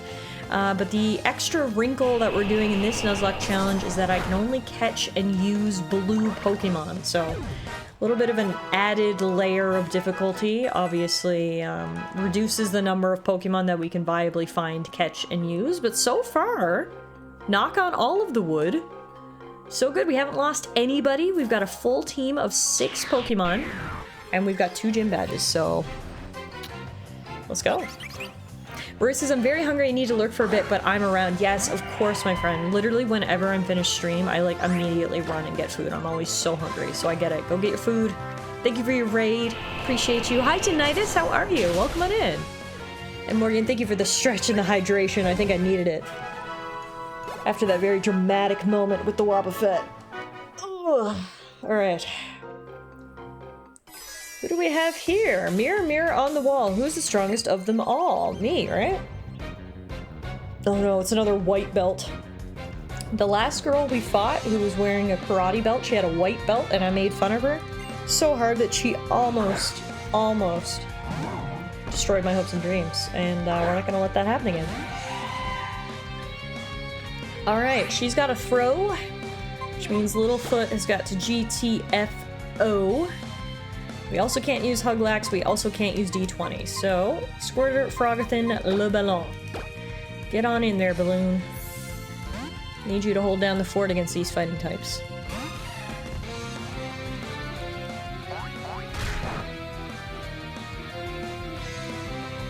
Right.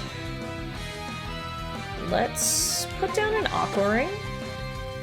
It's a new move we just learned that gives us passive healing. We'll get that set up.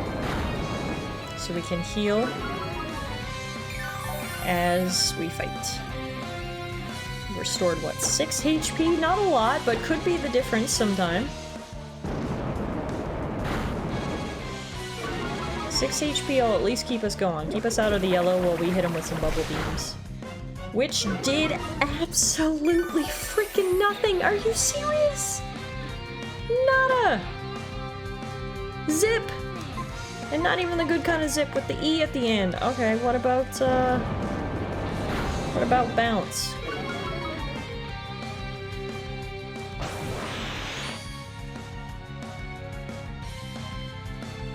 I'm still restoring HP while I'm up here, so that's good. Nice! That's what we needed. That's what we needed. I knew obviously flying was good against fighting, but I wasn't sure if it was going to do enough damage because we didn't get the stab bonus, but it was more than enough. We know what we need to do now. Just get Balloon up in the air and ready for a body slam. Alright, coming out next is Hawlucha. The unfortunate part about this is Hawlucha is flying fighting, meaning bounce is not gonna do as much damage. Just when I figured out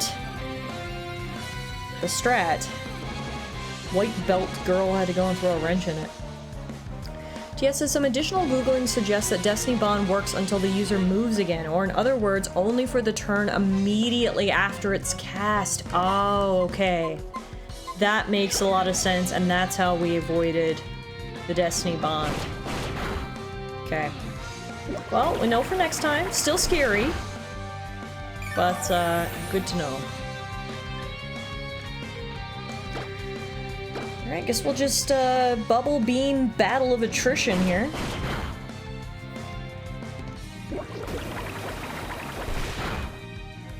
But yeah, I don't think I've seen anything scarier in this run so far than that Wobbuffet with lipstick. That thing made me so scared I used 3x defenses. You know what? It's fine. We got through it. We're on the other side of it. Now we're watching Balloon take down Nacho Libre over here. One more bubble beam should do it.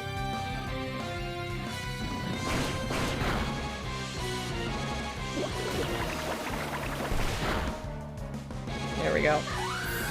Bye-bye! Huglax grew to level 28 and wants to learn Snore. Maybe? What's Snore do? It only took some lipstick to put the fear of God in you. Are you a Republican? Yes, I saw a drag queen and I was automatically scared for my life. Okay, so Snore is an attack that can be only used if the user is asleep. The harsh noise may also make the target flinch, so that would pair perfectly with Rest. The question is, what's the better move, Snore or Sleep Talk? Honestly, Snore is the better move. Cool, okay, bye-bye Sleep Talk. 1, 2, and ta-da! Bye-bye! Huglax learns Snore. D20 grew to level 14 and wants to learn Rock Blast, which, yep, we will definitely learn. Goodbye. I think Headbutt's better than Tackle? Yeah. Goodbye, Tackle. Hey, Evelyn, how are you? Happy Poke Monday! Good to see you. I hope you're doing better. I hope you're feeling a little better. I know on Saturday when I saw you, you said you were feeling sick. Hopefully in the 48 hours since then, you're feeling a little bit better. Alright. Wait a minute. Oh, there's stairs on the other side. I was gonna say, how do I get up to that item?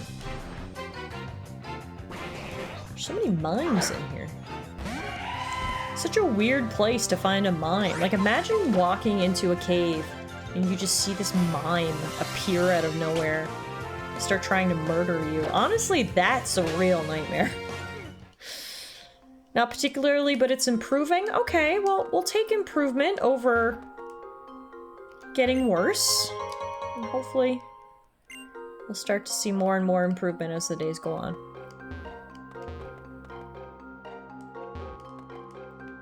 Remember to save the game. Oh, thank you, Nightbot. Thank you. What was it Bleas called this thing earlier? A chickpea?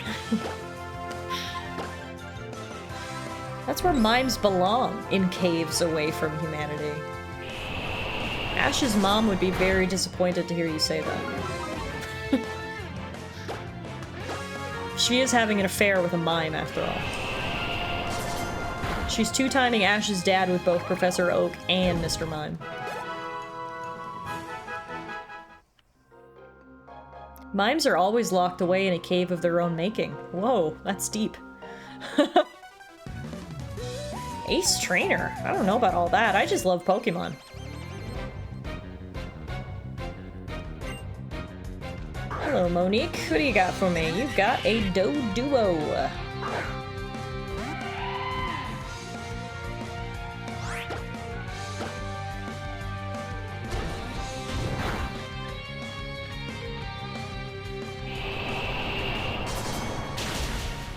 Bye-bye, Doduo. Finally, we got someone that Littlefoot matches up with well. Grew to level 29! Frogathan grew to level 33! And wants to learn Smackdown, perhaps. User throws a stone or similar projectile to attack an opponent. A flying Pokemon will fall to the ground when it's hit. Looks like better than Quick Attack.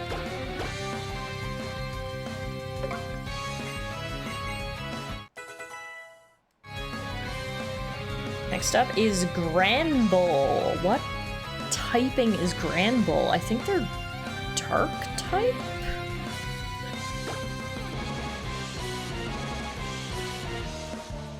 Let's just bring in Huglax. When in doubt, send in the thick boy.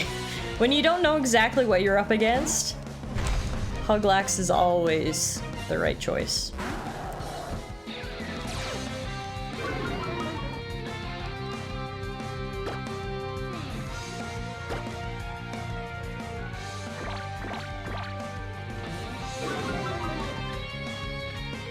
Granbull is a Pokemon that I kind of forgot about, to be completely honest. Like, I feel like this is one of the more unknown Pokemon. Like, have you ever met anybody who's like a fan of Granbull? Like, I feel like this is the first time I've seen a Granbull in like 10 years. Vicious as she might look, she's still just a fairy type. Okay, I didn't want to assume because she's pink, you know. But I guess that makes sense. I guess I guess Snubbull and Granbull used to be normal type up until they added in fairy here in Gen 6. Yeah, like I remembered Snubbull. The first stage, the baby Granbull, but Granbull? Like, I'm like, I've never seen this thing before. Like, I have, but yeah, very forgettable Pokemon for sure. And see, I told you, when in doubt, send in Huglax. D20 had his Sweet 16, and last but not least is Helioptile. Helioptile is... God, they're really... This is like a Pokemon quiz here. Helioptile is that electric ground thing, right? I think? So if that's the case, Littlefoot will be good.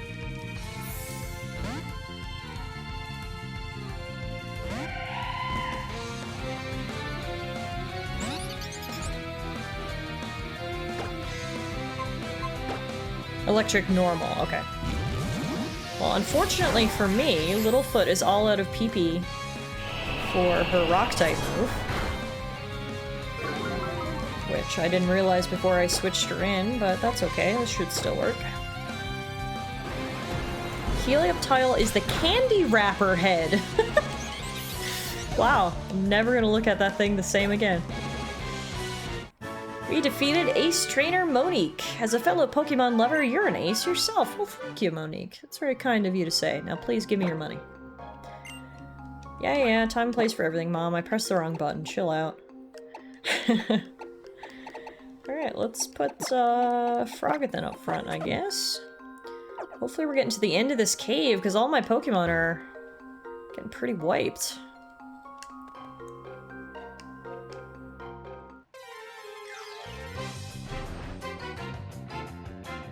Oh my god, another horde of Roggenrola. No thanks, I've done my time with this. Bye. I've done my time with 5 level 11 Roggenrollas, and I did not enjoy it. Oh, you didn't want to talk battle? If your Pokemon are in good health, press onward. If they're not, it's time to rest and recover. Oh, wow. Thank you. It's very kind of you, random woman. How long have you been posted up in this cave, just waiting for people to come by? Alright, cool.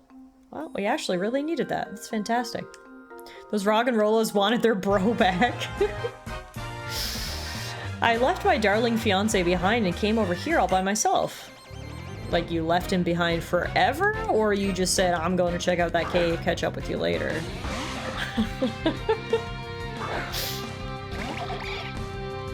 That's the real cue. I guess it all comes down to how permanent was this leaving him behind.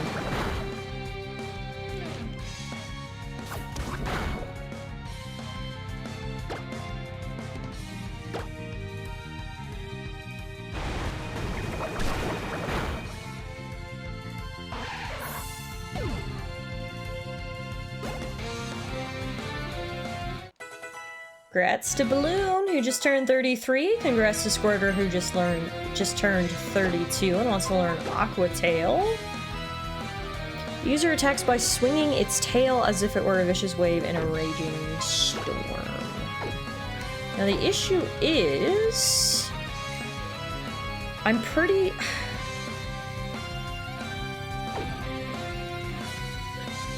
sure Squirter is a special attacker.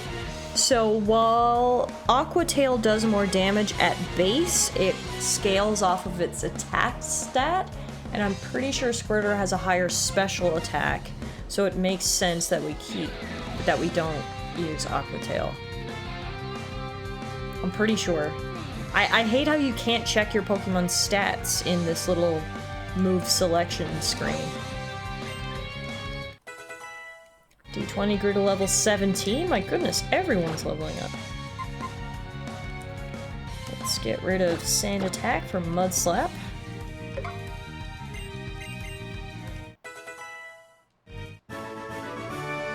Ooh, you're so strong, perhaps even stronger than my fiance. Okay, by the sounds of it, she still has a fiance, so I suppose the leaving behind was temporary. I need to double check now, Squirter's stats. He does indeed have more special attack, so I made the right decision by keeping Water Pulse. Alright, that's good news. Hey, it's my friend. Hey, little T-Puff. If you use the move Flash, not as many wild Pokemon will turn up. Oh, that's what Flash does in this game? Interesting. Maybe she brought her fiancé deep into the cave to leave him there. I kind of depend on Flash. I'm still not very good at battling, so I keep running into trouble. I sure wish I could be as good as you. Aw, you're doing great, kid. Thank you for the Flash. Yeah, this is a giant cave. Holy moly. Like, this cave is huge. Also, I keep pressing the wrong button. Good God. Alright. What I'm trying to do is go into my bag so we can look at our map so I can see where the hell we are. On the map, it doesn't look that big. The space between Geosenge Town and Shellure City. Reflection Cave. The sheer faces of these rock walls reflect the images of people and Pokemon like nature's mirror. Interesting. Yeah, the map is very misleading at how big this cave is, but anyway. We've got to be getting almost there now. How many chickpeas can I murder today?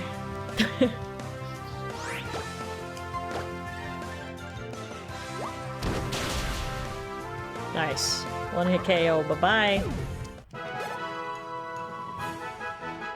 It's weird how all the hordes we've seen have been Roggenrollas when Mime Jr. is also listed as a possibility. Oh, interesting. Alright, presumably this guy's gonna want to fight me, and he is a fighting type. Which we normally hate, but we've now learned that Balloon is good, so let's get Balloon in first position and let him come fight us. Battle! Wow. Man of few words, are you there, Black Belt Igor? Alright, luckily we've got the strat here. Balloon's gonna float up, up, up, and then come crashing down like a meteor. Not sure what you're retaliating against. I haven't done anything yet. Brief and to the point. I like him. Oh no, he avoided the attack. Okay, do it again. Bounce! Come on, Balloon, you can do it. Put your squishy body into it. Go, Balloon! Oh my god! Okay, third time's the charm. Come on, Balloon, you can do it. Put your squishy body into it. Go, Balloon!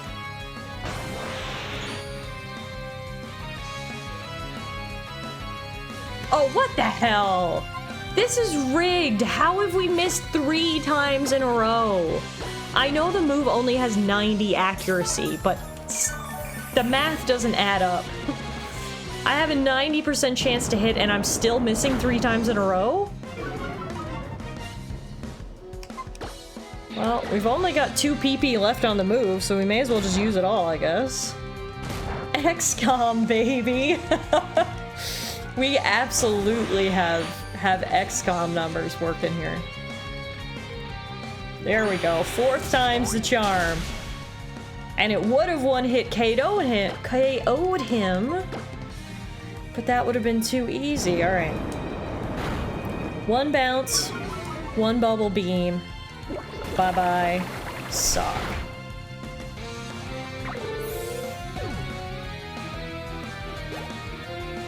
Whew. It was a little bit more difficult than it should have been. D20 grew to level 18.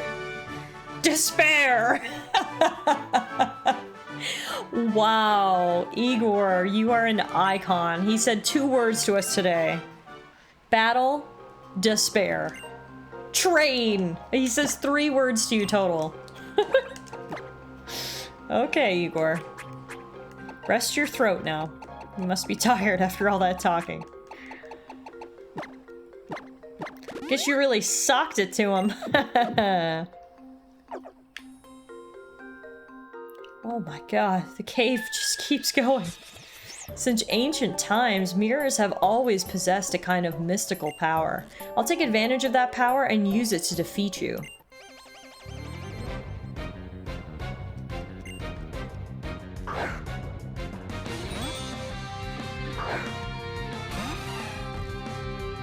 Bloop bloop.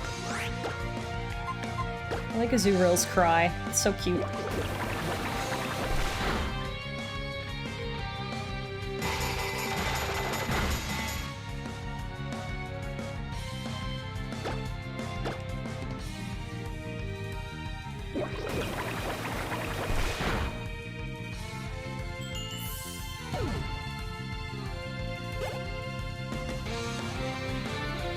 What else do you got? Oh, a Golett! Little look into what we can expect in the future. Wait, Roggenrola does evolve into Golett, right? I'm not making that up. Someone fact check me before I say something incorrect. No, he doesn't evolve into a Golett. I'm making stuff up. Okay, never mind. Ignore me. Ignore the streamer, please. Hoglax grew to level 29. Let's focus on that, please.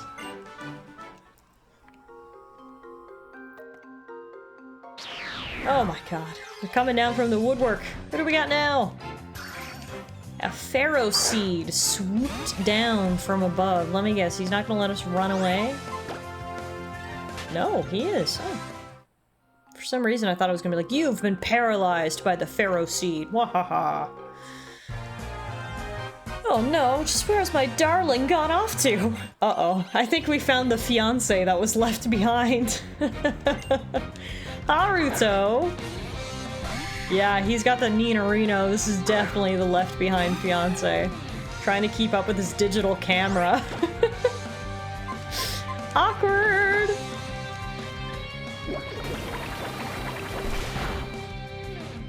One hit KO. We'll get him back to his sweetie in no time. GG's Balloon. Level 34! That's my girl. D20 also grew to level 19. He's growing up so fast. I can't win without my darling. I'm completely lost without my darling. Well, don't give up, bud. If you keep walking straight, you'll find her in no time. Unless she's continuing to leave you behind. Here's another blue Pokemon, the Woobat.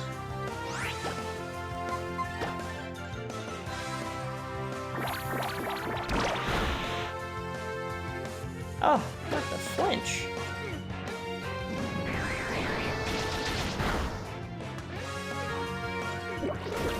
Oh, beep.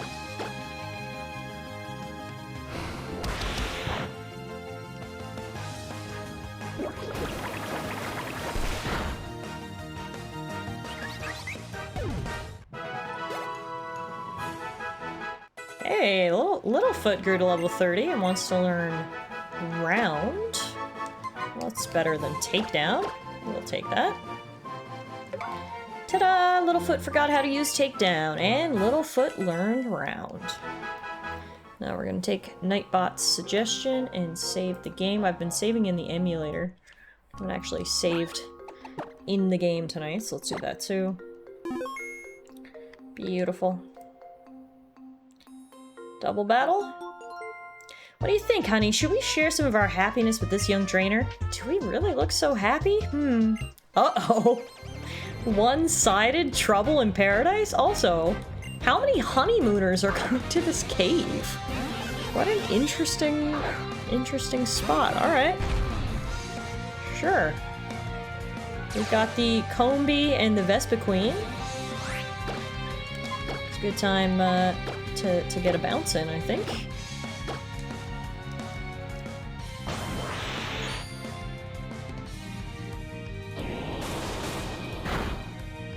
Not gonna move Huglax with a little gust. You're gonna need something more akin to a hurricane there, Combee. Alas, your time in the spotlight is up. Frogothin grew to level 34. I feel like a Balloon and Huglax double team here is like the ultimate cuddly round duo. Like, could our team be any more round right now? Oh no! Vespiquen avoided the bounce. Dang, that would have done a lot of damage. Instead, we get to see her use Power Gem, which will return with a Bubble Beam. Big balloon and small balloon. Yes, exactly. Would even a Hurricane shift Huglax? I mean, maybe not. It would have to be like a Category 10 Hurricane. Because Huglax is over 1,000 pounds, so the wind would have to be strong enough to basically move a small car. Theme of the team is round. I could be on this team. Alright guys, enjoy your honeymoon. Oh my god, we're still not out of here. This is crazy! This might be the biggest cave ever. Oh wait, is that the exit? Whose shadow stands on the walls of Reflection Cave? 'Tis that of a hiker! Okay. Hiker Dunstan. Sent out a Sandile. That's a good matchup for us. Ground type Sandile versus water type Balloon. Beast is a normal sized dude and a Hurricane doesn't move him. What chance does a Hurricane have against Huglax? Yeah, but Beast has the power of Florida Man. Okay, you've got to factor that into the analysis. D20 wants to learn Iron Defense. We're gonna keep old moves on that. Next up is Diggersby Nice. I think he has all ground types. Diggersby is an ugly Pokemon too. Like, is there anyone on this planet whose favorite Pokemon is Diggersby? Because if so, I question their taste level. That is an ugly rabbit right there. Last but not least, we've got Dwebble, which unfortunately is gonna stop Balloon from getting another one-hit KO. Or not? Never mind, I spoke too soon. 3 for 3 on the one-hit KOs, bringing Balloon to level 35. Rain Dance. Yes, I would like to learn Rain Dance, actually. Because we have a lot of water-type Pokemon. The ability to summon a heavy rainstorm, powering up water-type moves, is probably a good thing. So bye-bye, Slam. Beast is anchored down by Defiance alone. Shamey isn't here to chime in. I was just thinking that. He would love to see this conversation. This might be worth screenshotting and putting in best chat quotes and tagging him so he can see. I'm sure he would appreciate it. Alright, since Huglax knows Strength, we can actually use that here to push this boulder, which creates a shortcut in the event we ever want to go back through this cave. And then... there may be more than one example of the reveal glass first found in Unova. That's what the latest research seems to suggest. It's a real breakthrough. Oh, sorry, don't you know? A reveal glass is a mirror that has the ability to transform Landorus, Thundurus, and Tornadus back to their original forms. So many mines!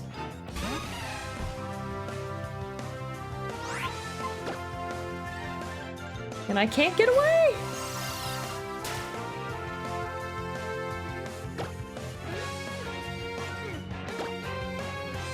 There we go. Alright, let's get out of here. I've had enough of this cave. Ah, Shalour City! Thought we'd never get here. Smooth, flat stones reflect light consistently, so you can see reflections in them. I don't want to go to GTS. Okay, thank you. Know how your hair sticks out all over the place when you wake up? Think Mega Evolution is like that? What? That is the weirdest comparison I've ever heard, ma'am. Shalour City, the City of Awakening. Well, we might actually learn more about Mega Evolution here. Before we go anywhere, though, coming right to the good old Pokemon Center. Nurse Joy, do your thing. Whew.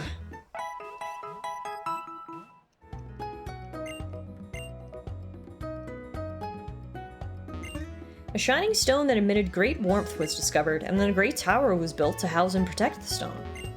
They're very rare, but here in the Kalos region you can find mysterious stones that are filled with life energy. Hey! Oh, is this the O-Power? Oh my god, why are you everywhere? So many O-Powers, so weird. Okay, bye.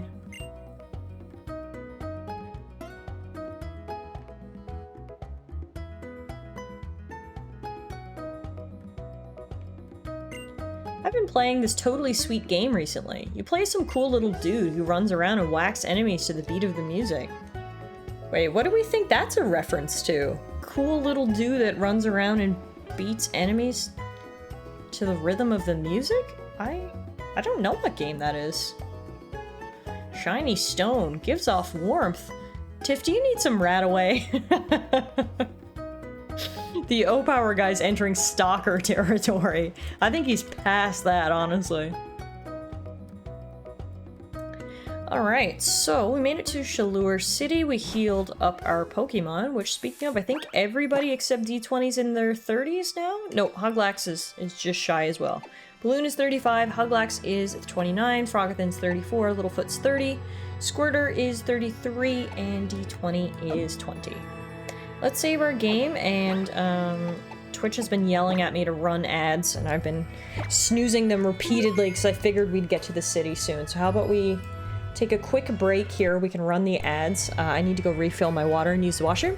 Then when we come back, we can explore Shalour City, and then hopefully get our third gym badge before we end stream tonight. So give me 5 minutes, guys, and I will be right back. Thanks for waiting.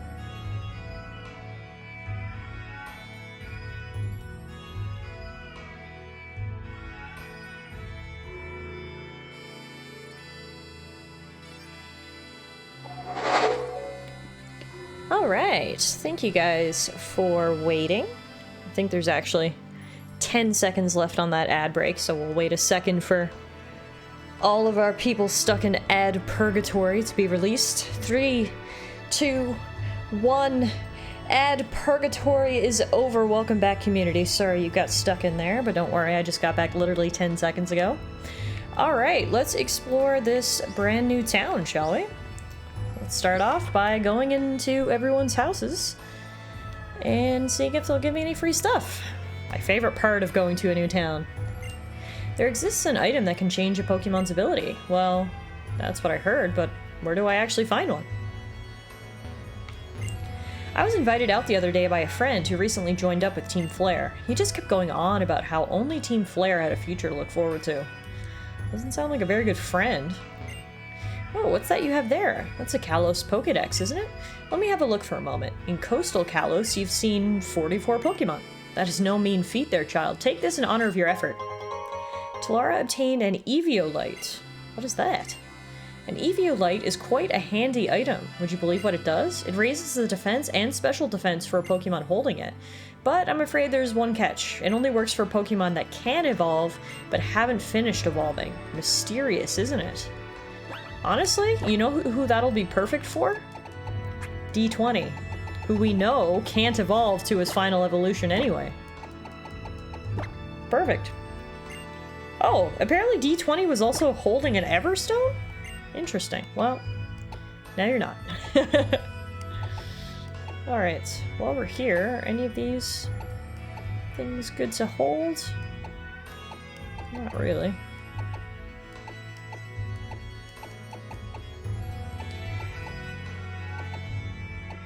Okay. We're good in this house. We got one free thing. Just what I wanted. So, I know this hiker who really likes Ferris wheels. It looks like he finally found love. Huh. An interesting tale. Trainer tips. In Super Training, you can make your Pokemon strong by having them play sports in virtual space. Huh? I'm really sorry, but I'm looking for something. And let me guess. In order to look for it, you need to stand directly in the middle of the path there? Okay. Well, that's the way out of the city, so let's go the other way.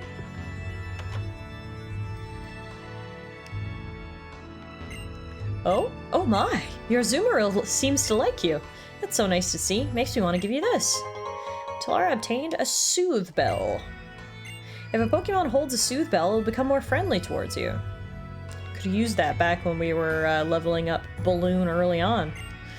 There's always the Holocaster when you want to check the latest news. Being good or bad at Pokemon battles is just one of many measures of people. I want to show off my awesomeness in eating contests. Alright, sure. It's good to have dreams, kid. Even if Pokemon are of the same species, each Pokemon has a different nature and so on.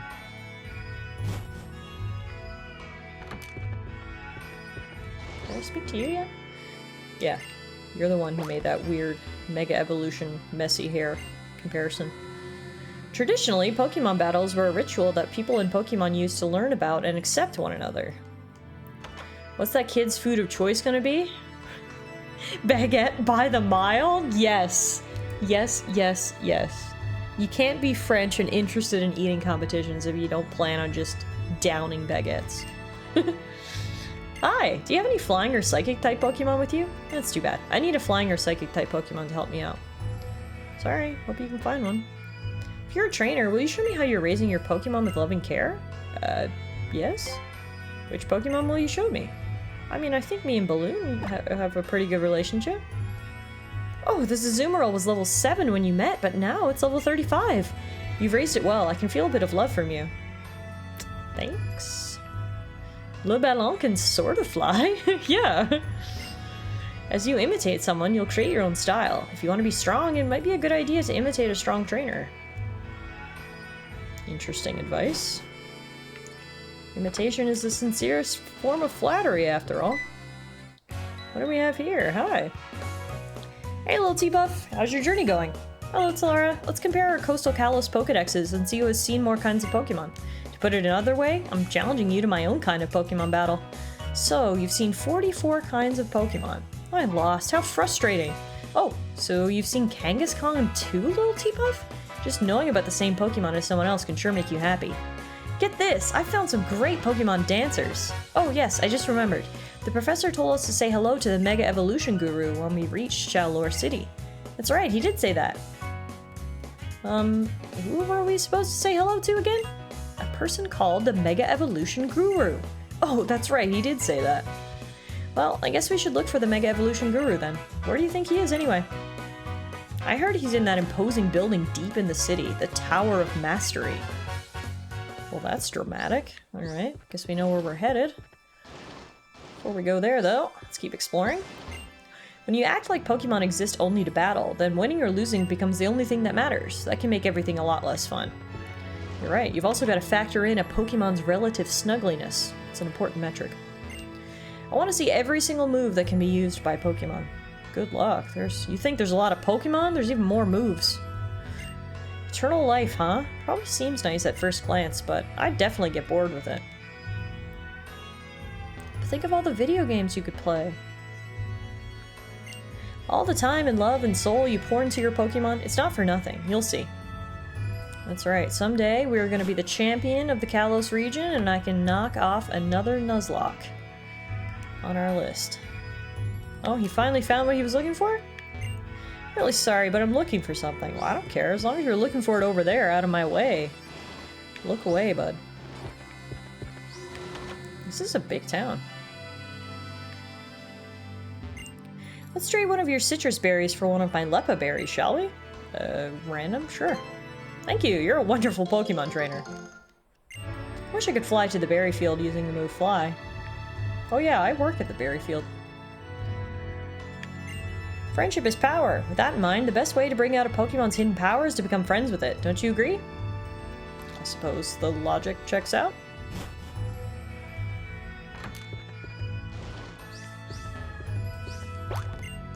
A team like you and Azumarill can accomplish anything. I think in this town, anyway. I haven't really been anywhere else.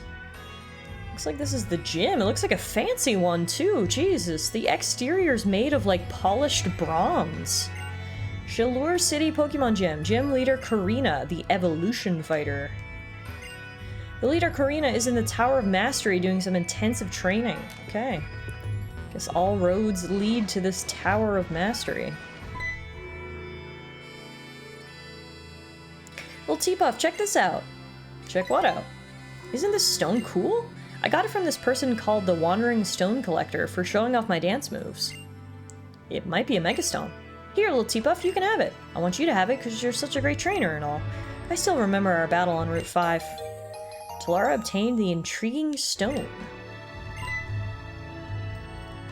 Oh, wow! That is the Tower of Mastery. So cool. Well, I'll go call Trevs then. Go on ahead, okay? Very cool. This is a good place to call my personal photographer, Phil the Photo Guy. Hey, Phil, take a beautiful photo of me. So nice. I love how I'm standing in my roller skates for this photo as well. Really feels authentic. Thanks, Phil. I want to be more awesome than I am now. I know trainers and Pokemon both feel that way. The quest to be awesome, well, it's an eternal one. That is pretty cool right there. See an item right here. Max Ether.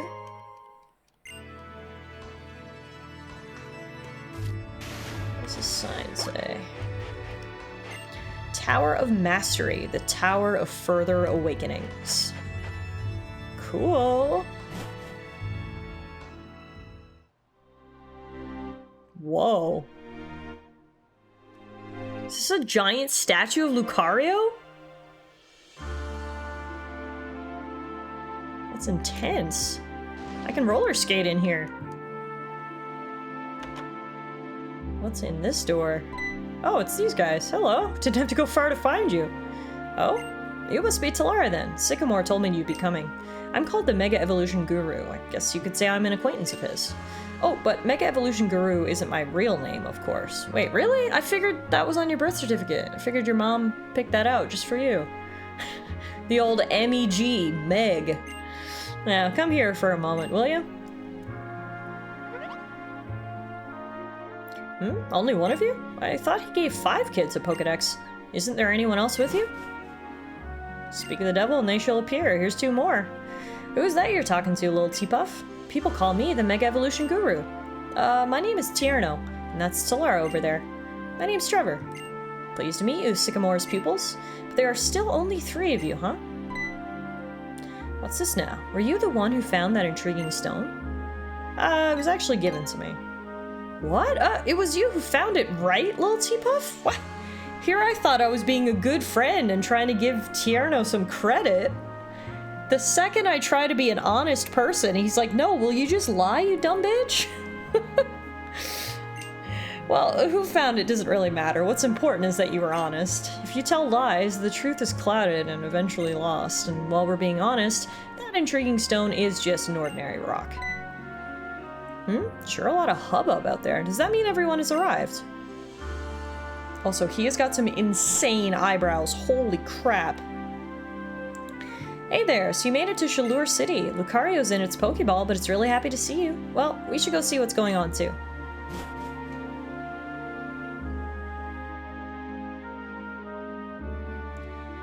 Looks like everyone's finally here. Well, Teapuff! How are your Pokemon? Feels like it's been some time since our whole group has gathered in one place. Yeah, I think it's been since we met up on Route 7. Mr. Mega Evolution Guru. I thought that was his mustache? I'm pretty sure it's his eyebrows. I need to see him from a different angle again. I've been wondering this whole time, who is that over there? Yeah, no, that is definitely his eyebrows. Which is whack. This is my granddaughter, Karina. Oh, I can see why her hair is all out of whack, too. Clearly, it's a genetic thing. It started with the eyebrows and rolled down into Karina's whatever she's got going on, helmet hair. No, it is his eyebrows. I'm just flabbergasted. Karina is Chaleur City's gym leader. So, Sycamore's pupils, now that you're all here, I suppose I should explain Mega Evolution to you. I assume you all know about Pokemon evolution? I know. You have your Pokemon battle a lot, and then they grow stronger and evolve. Oh, and there are Pokemon that evolve with certain items. Some Pokemon evolve through friendship, and others only evolve in certain places. Exactly, and it's likely that Pokemon evolve in a lot of other ways as well. But Mega Evolution is an evolution that transcends all other evolution. Indeed, Mega Evolution is a transformation of Pokemon that were thought to be unable to evolve any further. It's a whole new level of power. So in an evolutionary line, like Charmander, Charmeleon, and Charizard, does that mean Charizard would be able to evolve even further? Yep, exactly right. But not all Pokemon have a Mega Evolution. There's a reason why I used the word transformation a moment ago. Mega Evolution differs from evolution because it ends after a certain amount of time. In other words, it's a temporary evolution. What? It evolves, but then it goes back to what it was before? Yes, Mega Evolution is a special kind of evolution. That said, we still know very little about it. What we know now is that it requires special items, and the most important element is the trust between Pokemon and trainer. Trust. In other words, the bond between trainer and Pokemon.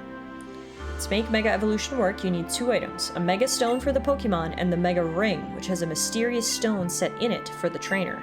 Since Professor Sycamore entrusted each one of you with a Pokedex, I would like to give these items to all of you. I'd like to share them with you, but what? Just come out and say it already. Sorry, but presently, I have only 1 Mega Ring. It's a very precious item, that's why my research isn't getting anywhere. So, I want all of you to decide among yourselves which one of you will be the one who challenges the Mega Evolution successor. I'll pass. Pokemon battling isn't really my scene, so Mega Evolution would be way out of my league. Me too.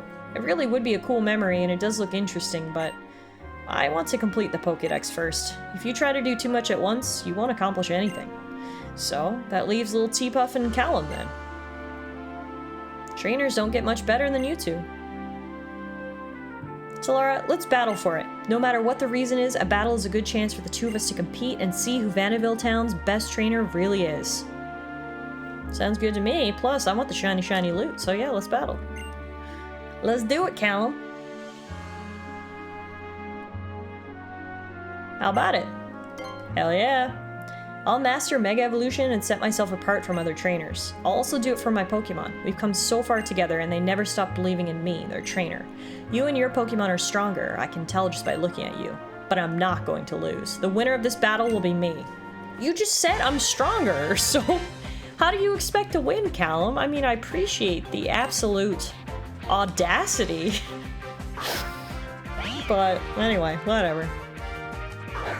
Apparently Callum got the memo about the blue challenge, because he sends out the blue Meowstic to fight my blue Azumarill. Luckily for us, we have got a hell of a level advantage. Let's start with a little setup. We'll do some Rain Dance.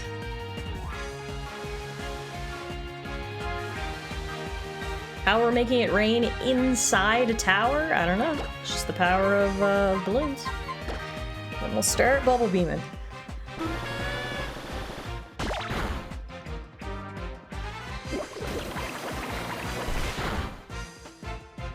That did not do much damage, even with the Rain Dance buff.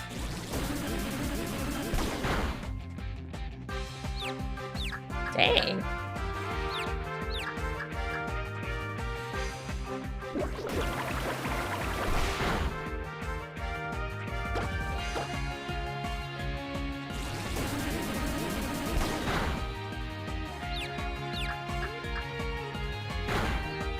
Dang. Alright, time to set up the Aqua Ring. I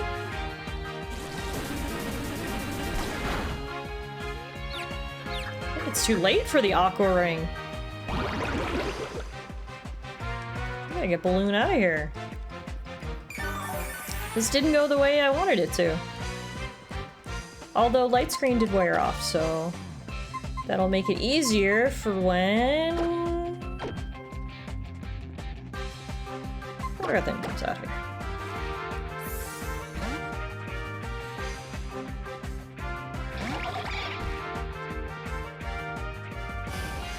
Except he puts up the light screen again right away. Anywho, you've been using a lot of Psychic type moves, which makes me think, are you a Psychic type? You are. You didn't like Thief.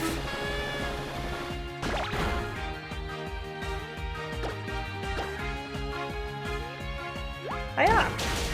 Alright. One down, two to go.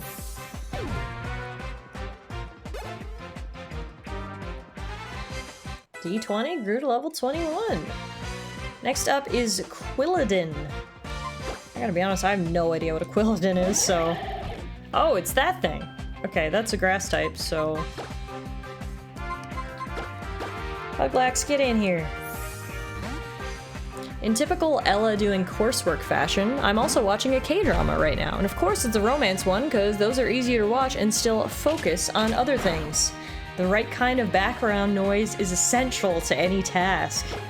I've got to agree with TS on that one. Anyway, the main couple isn't admitting to themselves or each other that a crush is growing on each other, but they were walking somewhere after not a date, and a kid is trying to take their pic on the guy's phone and making them pose all super close on each other instead of the kid just flipping the phone to wide mode. The kid's in on it, okay? Someone paid the kid to set this couple up.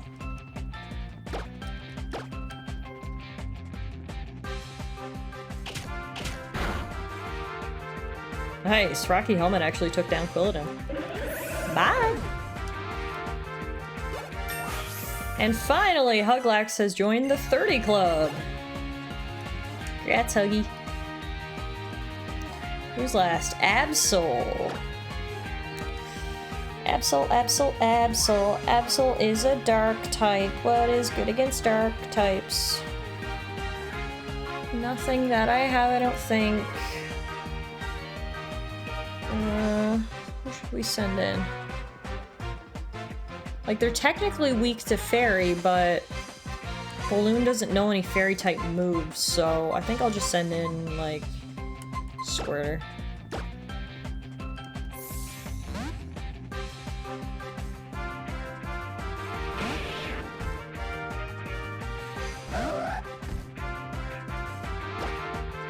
Alright, Squirter. Do your thing! Water Pulse that Pokemon into next week.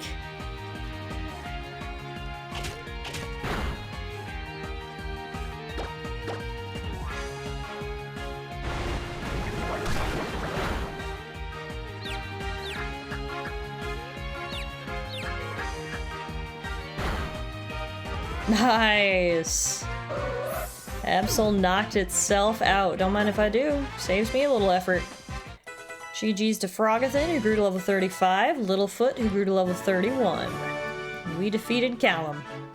We need to teach Balloon some fairy magic ASAP. Yeah, absolutely. How many times have I said, oh, fairy's good here, but I don't have any fairy moves. Is someone able to look up what moves Azumarill learns naturally and let me know if she does learn a fairy type move, and if so, if that's gonna happen soon, or if I should start looking for TMs. Looks like I lost. You sure did. Now give over that Mega Evolution Ring. Your bonds with your Pokemon are really strong. I don't like losing much, but I'm sure you'll be able to Mega Evolve your Pokemon. There may be winners and losers in a Pokemon battle, but I really thought you two and your Pokemon were all winners. Mega Evolution is nothing more than just one way to make Pokemon stronger. There are many trainers who bring out the strength of their Pokemon without Mega Evolution. Well then, Tallara, first you should challenge Karina, the gym leader. Pokemon need a Mega Stone, and Pokemon trainers need the Mega Ring. Balloon will learn Play Rough at level 50, and that's it. Okay, so we definitely need to be on the lookout for TMs, is what you're saying. Because otherwise we've got a long way to wait. Okay. Well, my mysterious trainer, my Lucario may have taken a shine to you, but now I must test you to see if you're ready to challenge the Mega Evolution successor. I'll be waiting for you at the gym. Oh, the rest of your friends should come challenge me at the gym too. I'll bet the professor will be happy if you master Mega Evolution. That's one way you can show mastery as a trainer. Well, that's what the professor wanted us to do after all. He said we should aim to be the best trainers we can be and enjoy our journey. Tierno, shall we work to be the best trainers we can be too? Alright then, let's aim for the top. Hope to see you again soon, little T-Puff. See ya, Shawnee. I feel like they soft-launched Fairy type with not enough moves to give other Pokemon, and that's why it was so weird or rough to use Fairy for a hot minute. Yeah. I agree. They were worried about balance, I think, and they didn't want to, you know, introduce Fairy and immediately make it too powerful. So you're right. That probably is the reason, because this is the generation that introduced Fairy after all, so they were probably working on balance and, yeah, didn't give Pokemon a lot of natural Fairy moves. You don't really need to go to all the trouble of comparing. Every living creature is unique. Wait. Balloon has no Fairy TMs she can use? So we literally have no choice but to wait till she's level 50 for her to learn a Fairy type move? Okay. That's a bit ridiculous. Why would you make a Pokemon Fairy type, but then not give it a Fairy type move till level 50? That's... talk about balance. That's balance too far the other way. Dang. Well, it's gonna be a little too late for us to take on the fighting type gym, because that's what's coming up next, so we're just gonna have to brute force through that one. We're just gonna have to use our 3 water type Pokemon to basically brute force through the fighting type gym, because obviously we can't use Snorlax as normal type, we can't use Littlefoot as a rock type, and we can't use D20 as a rock type, so it'll be down to our 3 water types, which are pretty strong and a little bit over leveled, so hopefully we'll be alright. Having someone to compete against and aim for greater heights with is a very fine thing. Well, T-Puff, I think you and Callum are going to compete against each other and get really strong. I'm so glad we're all traveling together. Alright, so we know what we gotta do next. First, though, let's just take a look through our TMs and see what we have. Normal, dark, rock, normal, psychic. Yeah, but that's rest. Normal, fighting, poison, normal, dark, normal, bug. Okay, absolutely nothing useful. Good. Good. Well, before we go to the gym, what's at the top of this tower? Only those who have been approved may climb the Tower of Mastery. Oh. How do I get approved? I guess we need to be the gym leader first. Alright, we know what we gotta do. We just gotta brute force the gym. So let's go to the Pokemon Center, make sure everyone's in tip-top shape. And then we can get going.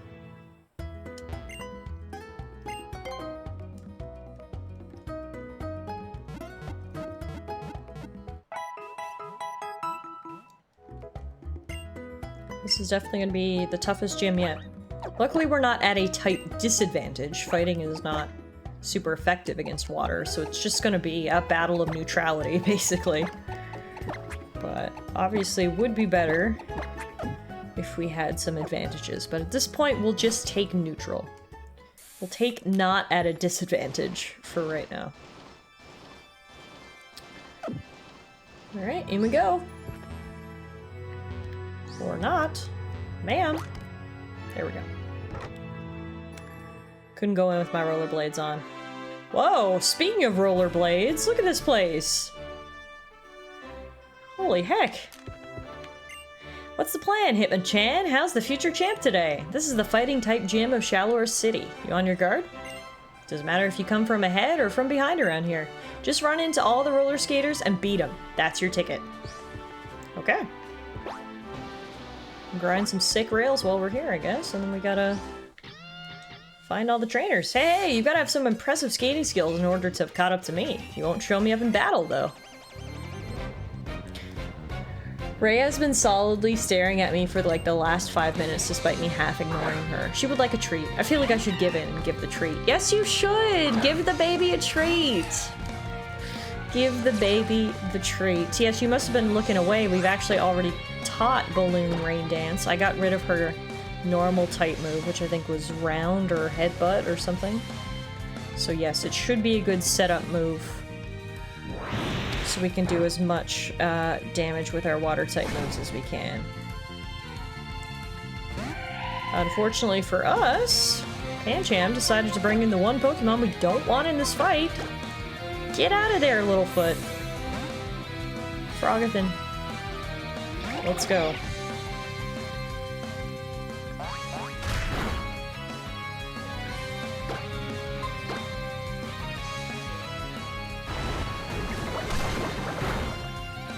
Nice. Still a one-hit KO without type advantage. The Rain Dance probably gave us a nice boost. Indeed, 20 grew to level 22. He's growing up so fast. Ooh, next up is Throw.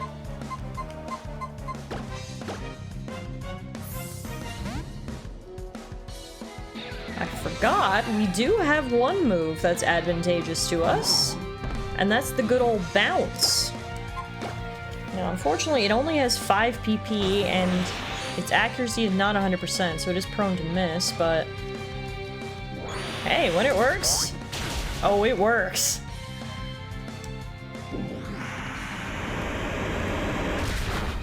Don't squish me!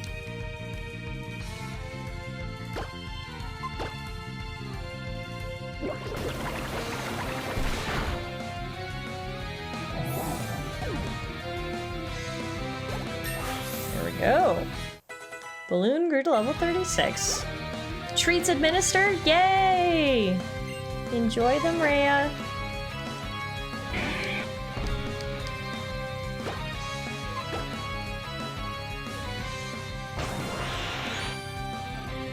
Oh my god, can Rhea do tricks? That is so impressive. Muffin does not do tricks.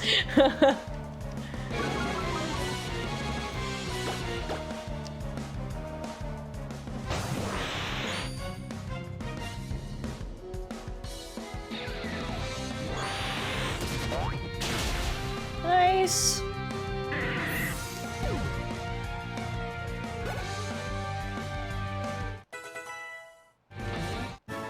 Muffin does do tricks, or at least a trick. It's called Baby Doll Eyes. True. That is her one and only trick, but it has a 100% success rate, so can't hate the player, you just gotta hate the game, I guess. She knows what works, and she does it well. Mine's only no demand. I don't know if it's a trick. I guess it tricks me into giving in. I understand completely, Karis. There's not much you can do when the cute little critters are staring at you.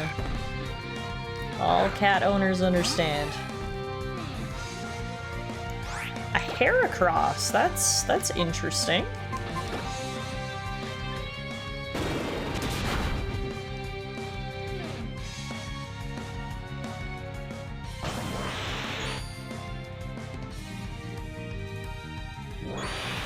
Bounce on those hoes! Bye-bye, Heracross. Yeah, Balloon is carrying right now with her bounciness. Smackdown. Let me teach you that. User throws a stone or similar projectile to attack an opponent. Flying Pokemon will fall to the ground when it's hit. Power 50, accuracy 100. Much better than Rock Blast. Alright, it's another roller skater down. I think there should be 2 more left, and then we can battle the gym leader. We're making one big grinding rail so we can reach the gym leader. We're gonna save first, though.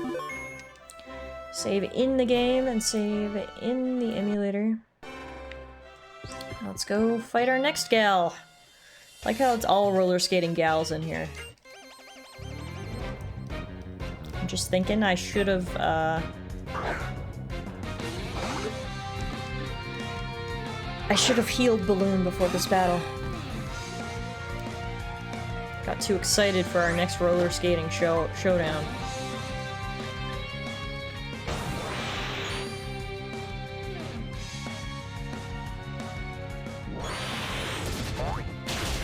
Bye! Oh yeah. Balloon with bounce is just what we need for this gym. Next up is Mienfoo. Now unfortunately... Oh no! I pressed the wrong button! I was gonna say, unfortunately, Balloon is out of PP for bounce, so we're gonna switch her out, and then of course I did the exact opposite of what I was trying to do. And here's Mienfoo. Anywho, here comes Squirter.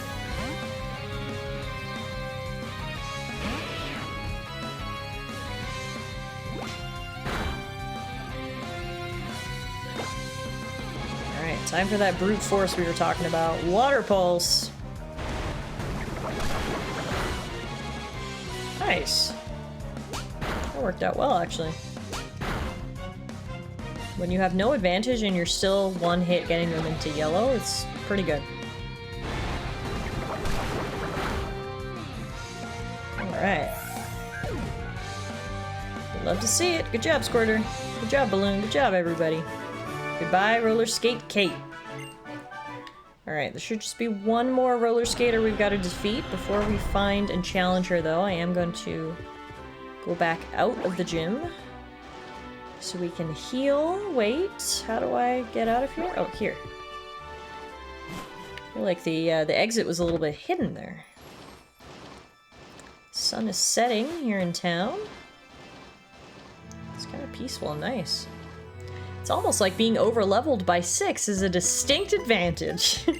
And I love it.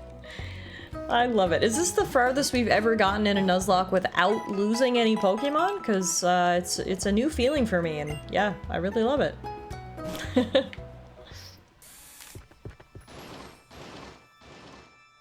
Oops, got stuck.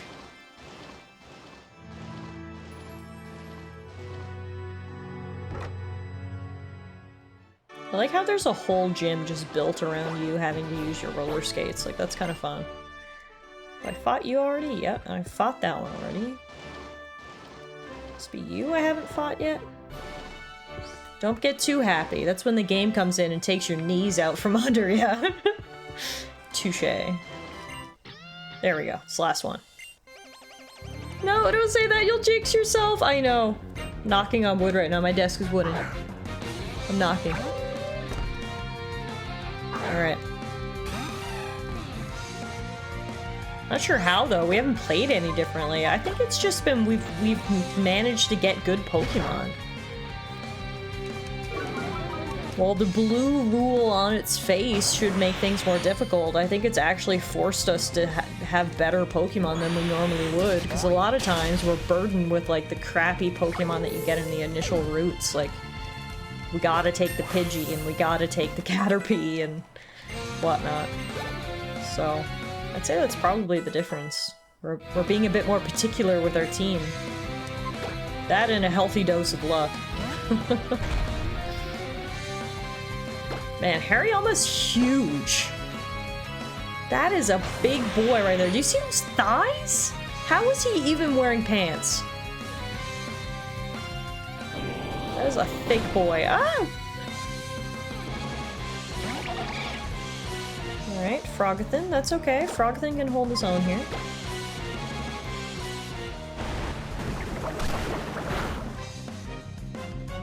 Didn't do a lot of damage, but it's okay. There's a reason most previous runs have had a Pokemon called Fodder, and this one hasn't. Yeah, exactly. So I'm thinking that's at least part of what's made such a big difference so far. That, and maybe after 7 Nuzlocke runs, I'm finally starting to learn. But again, let's not speak too soon. We still got a long ways to go. Got some good level ups here, though. Look at that. 3 Pokemon leveled up from roller skater Rolanda. Hey! What a perfect time for a Frogothin final evolution! Right before the gym battle. Do your thing, Frogothin. I'll go get your new Sprite.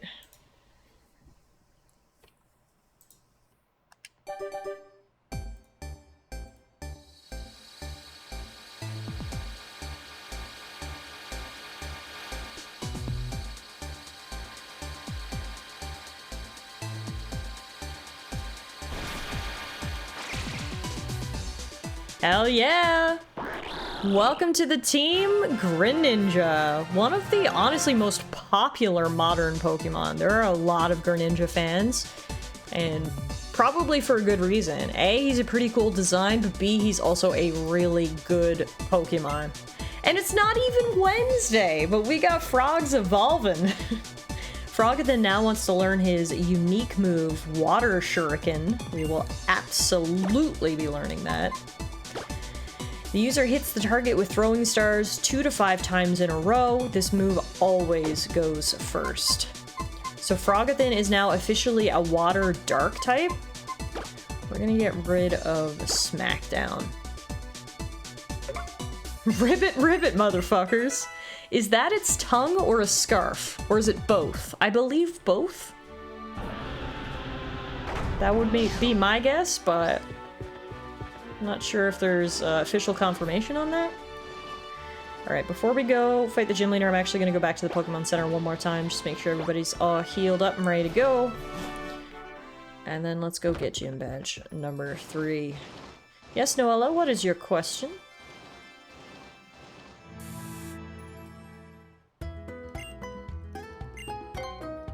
How much more powerful would his water moves be if he wasn't constantly drying his tongue out by having it around his face? I mean, great cue.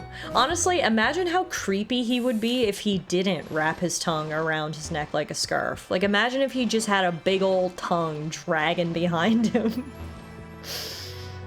One small change to his design could have a profound effect on how he's perceived. Alright, let's grind our way to the gym leader. Yeah, he'd basically be Lickitung, that's right. Time for Lady Karina's big appearance. Hey girl, hey! I heard you like roller skates too. I'm really bad at them. I'm just messing around with you. I know, you're rolling in the aisles, right? I already know you're a strong trainer, so let's get the show on the road. Wow, we're getting right to it, alright. Let's go! Time for the epic Generation 6 Gym Leader battle music. Sit back and relax, and by relax, I mean get ready to go to a 90s rave.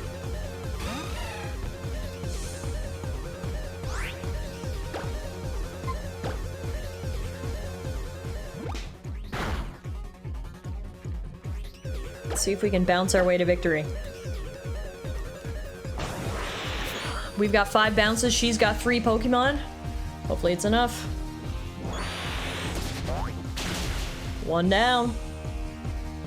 GG's, Balloon, GG's! Next up is Machoke. Nope, don't switch Pokemon. Bounce, bounce, bounce!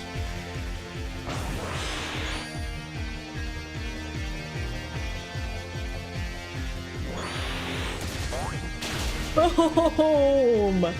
It is not fair. Who can win? A team full of strong boys or one squishy balloon? I hope you put your money on the latter. Also, Karina has at least 3 Lucario that we know of, and she's not using a single one of them in this battle? Seems a little weird. Alright. Now, unfortunately, we know that Hawlucha is not going to fall to bounce very easily, but that's where the Rain Dance set up into water-type moves will hopefully help. We use Rain Dance, we use Bubble Beam. That's true, we did beat up the Lucario earlier. Maybe Gym Leader never had a chance to go to the Pokemon Center. Heck yeah, critical hit with stab bonus, with Rain Dance bonus. Almost took out Hawlucha in one hit. Dang you! Keep Bubble Beaming, Balloon! You got this, girl. We believe in you! Healing? That's cheating, right? So rude. Boom! Down she goes, and there's Gym Badge number 3. Balloon gets a well-deserved level up, taking her to level 38 for carrying this team on her back. Squirter grew to level 35, D20 grew to level 25, and we defeated leader Karina. How could it be? Ooh, D20's evolving! My goodness, this gym has been so good to us. So many evolutions. Well, let me go get your new sprite, bud.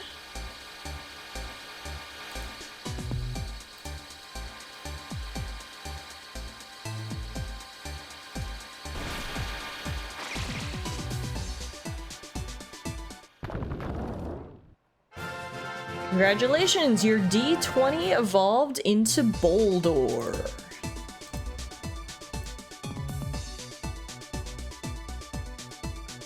And then the other thing I need to get is the Gym Badge sprites.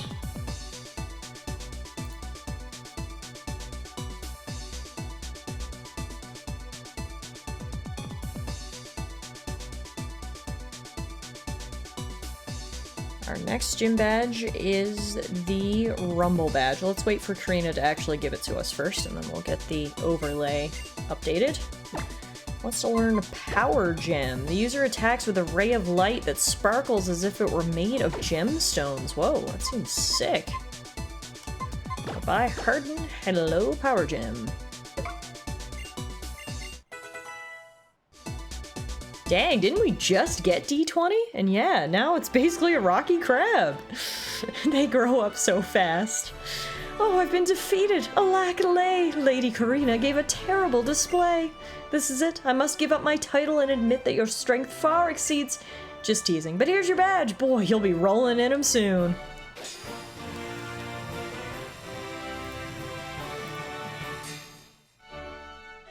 There's the Rumble badge. Badge number 3. Now we can add it to the overlay. It's a pretty cool looking badge. Smaller, fit it in there. I think we'll have room for 8. We might need to resize once we get a few more, but for right now I think it looks good. If you've got a Rumble badge, then you can trade Pokemon up to level 50 with your friends and they'll be ready to roll. They'll love you alright, and you'll be able to roll over waves using the HM Surf, even outside battle. And here, why don't you take this TM? I've really been on a roll with it myself. Tallara obtained TM98 Power Up Punch. Power Up Punch does just what it says on the box. The more that you use it, the tougher your fists get. Keep using it, your attack will go through the roof. Look, I do have to apologize. You'll have to make it up to the top of the Tower of Mastery if you want the Mega Ring. Oh, there's a catch. Of course there's a catch. We didn't just have to defeat the gym leader. Now we've got to make it to the top of the Tower of Mastery. I'm sorry for sending you this way and that. I swear, I'm not giving you the runaround. You've done great rolling with the punches. So great that I'd like to ask you a favor. Battle me again, won't you? But this time, it won't be just another gym battle. I want a battle between equals, as 2 trainers who can use Mega Evolution. I'll be waiting for you with Lucario at the top of the Tower of Mastery. You're giving us the roll around. A fight and a climb? We've been played. Wanting to face off with a strong opponent, not because it's their job as the gym leader, but as an individual trainer seeking more. That spirit right there is exactly what makes her leader worthy. Am I right or am I right? Keep it in your pants, bud. God. Alright, folks. Well, there you have it. Gym badge number 3 is in our grasp, but unfortunately another challenge lies ahead. It's not going to be as easy as we thought to get that Mega Evolution Ring. Not only are we going to have to work our Pokemon, we're going to have to work our glutes as we climb up a literal tower. We better do some stretching before we go. Speaking of before we go, I think now is actually a great time for us to end the stream tonight. We got a lot done. We made it all the way over here to Chaleur City, got gym badge number 3, got the final member of our team, and now we can look at the setting sun over the Tower of Mastery right here. So beautiful! Alright guys, that is it for another Pokemonday. Pokemonday number 4 is in the books, and so far, so good. I may live to regret this, but I'm very happy. I may, you know, I don't want to say this out loud for fear of jinxing myself, but at the same time, I feel like it's only right for us to congratulate ourselves on what we've gotten through here. We've gotten 3 gym badges and not lost a single Pokemon. So far, so good. I'm really happy with our progress so far. And if we keep this up, we are definitely going to beat this Nuzlocke. So thank you all so much for hanging out. We'll be back again next Monday with some more Pokemon Blue Nuzlocke Challenge. Hopefully I'll see you guys there. In the meantime, we will be streaming again on Sunday, not Saturday. Switching it up a little bit this week. We're going to be doing Sunday for some more Breath of the Wild. So hopefully I'll see you guys then. If not, I hope you guys enjoy the rest of your week. Thank you all so much for hanging out. Take care of yourselves. Stay safe. And hopefully I'll see y'all again real soon. Good night, everyone. Thanks again for hanging out with me. I really appreciate it. I had so much fun tonight.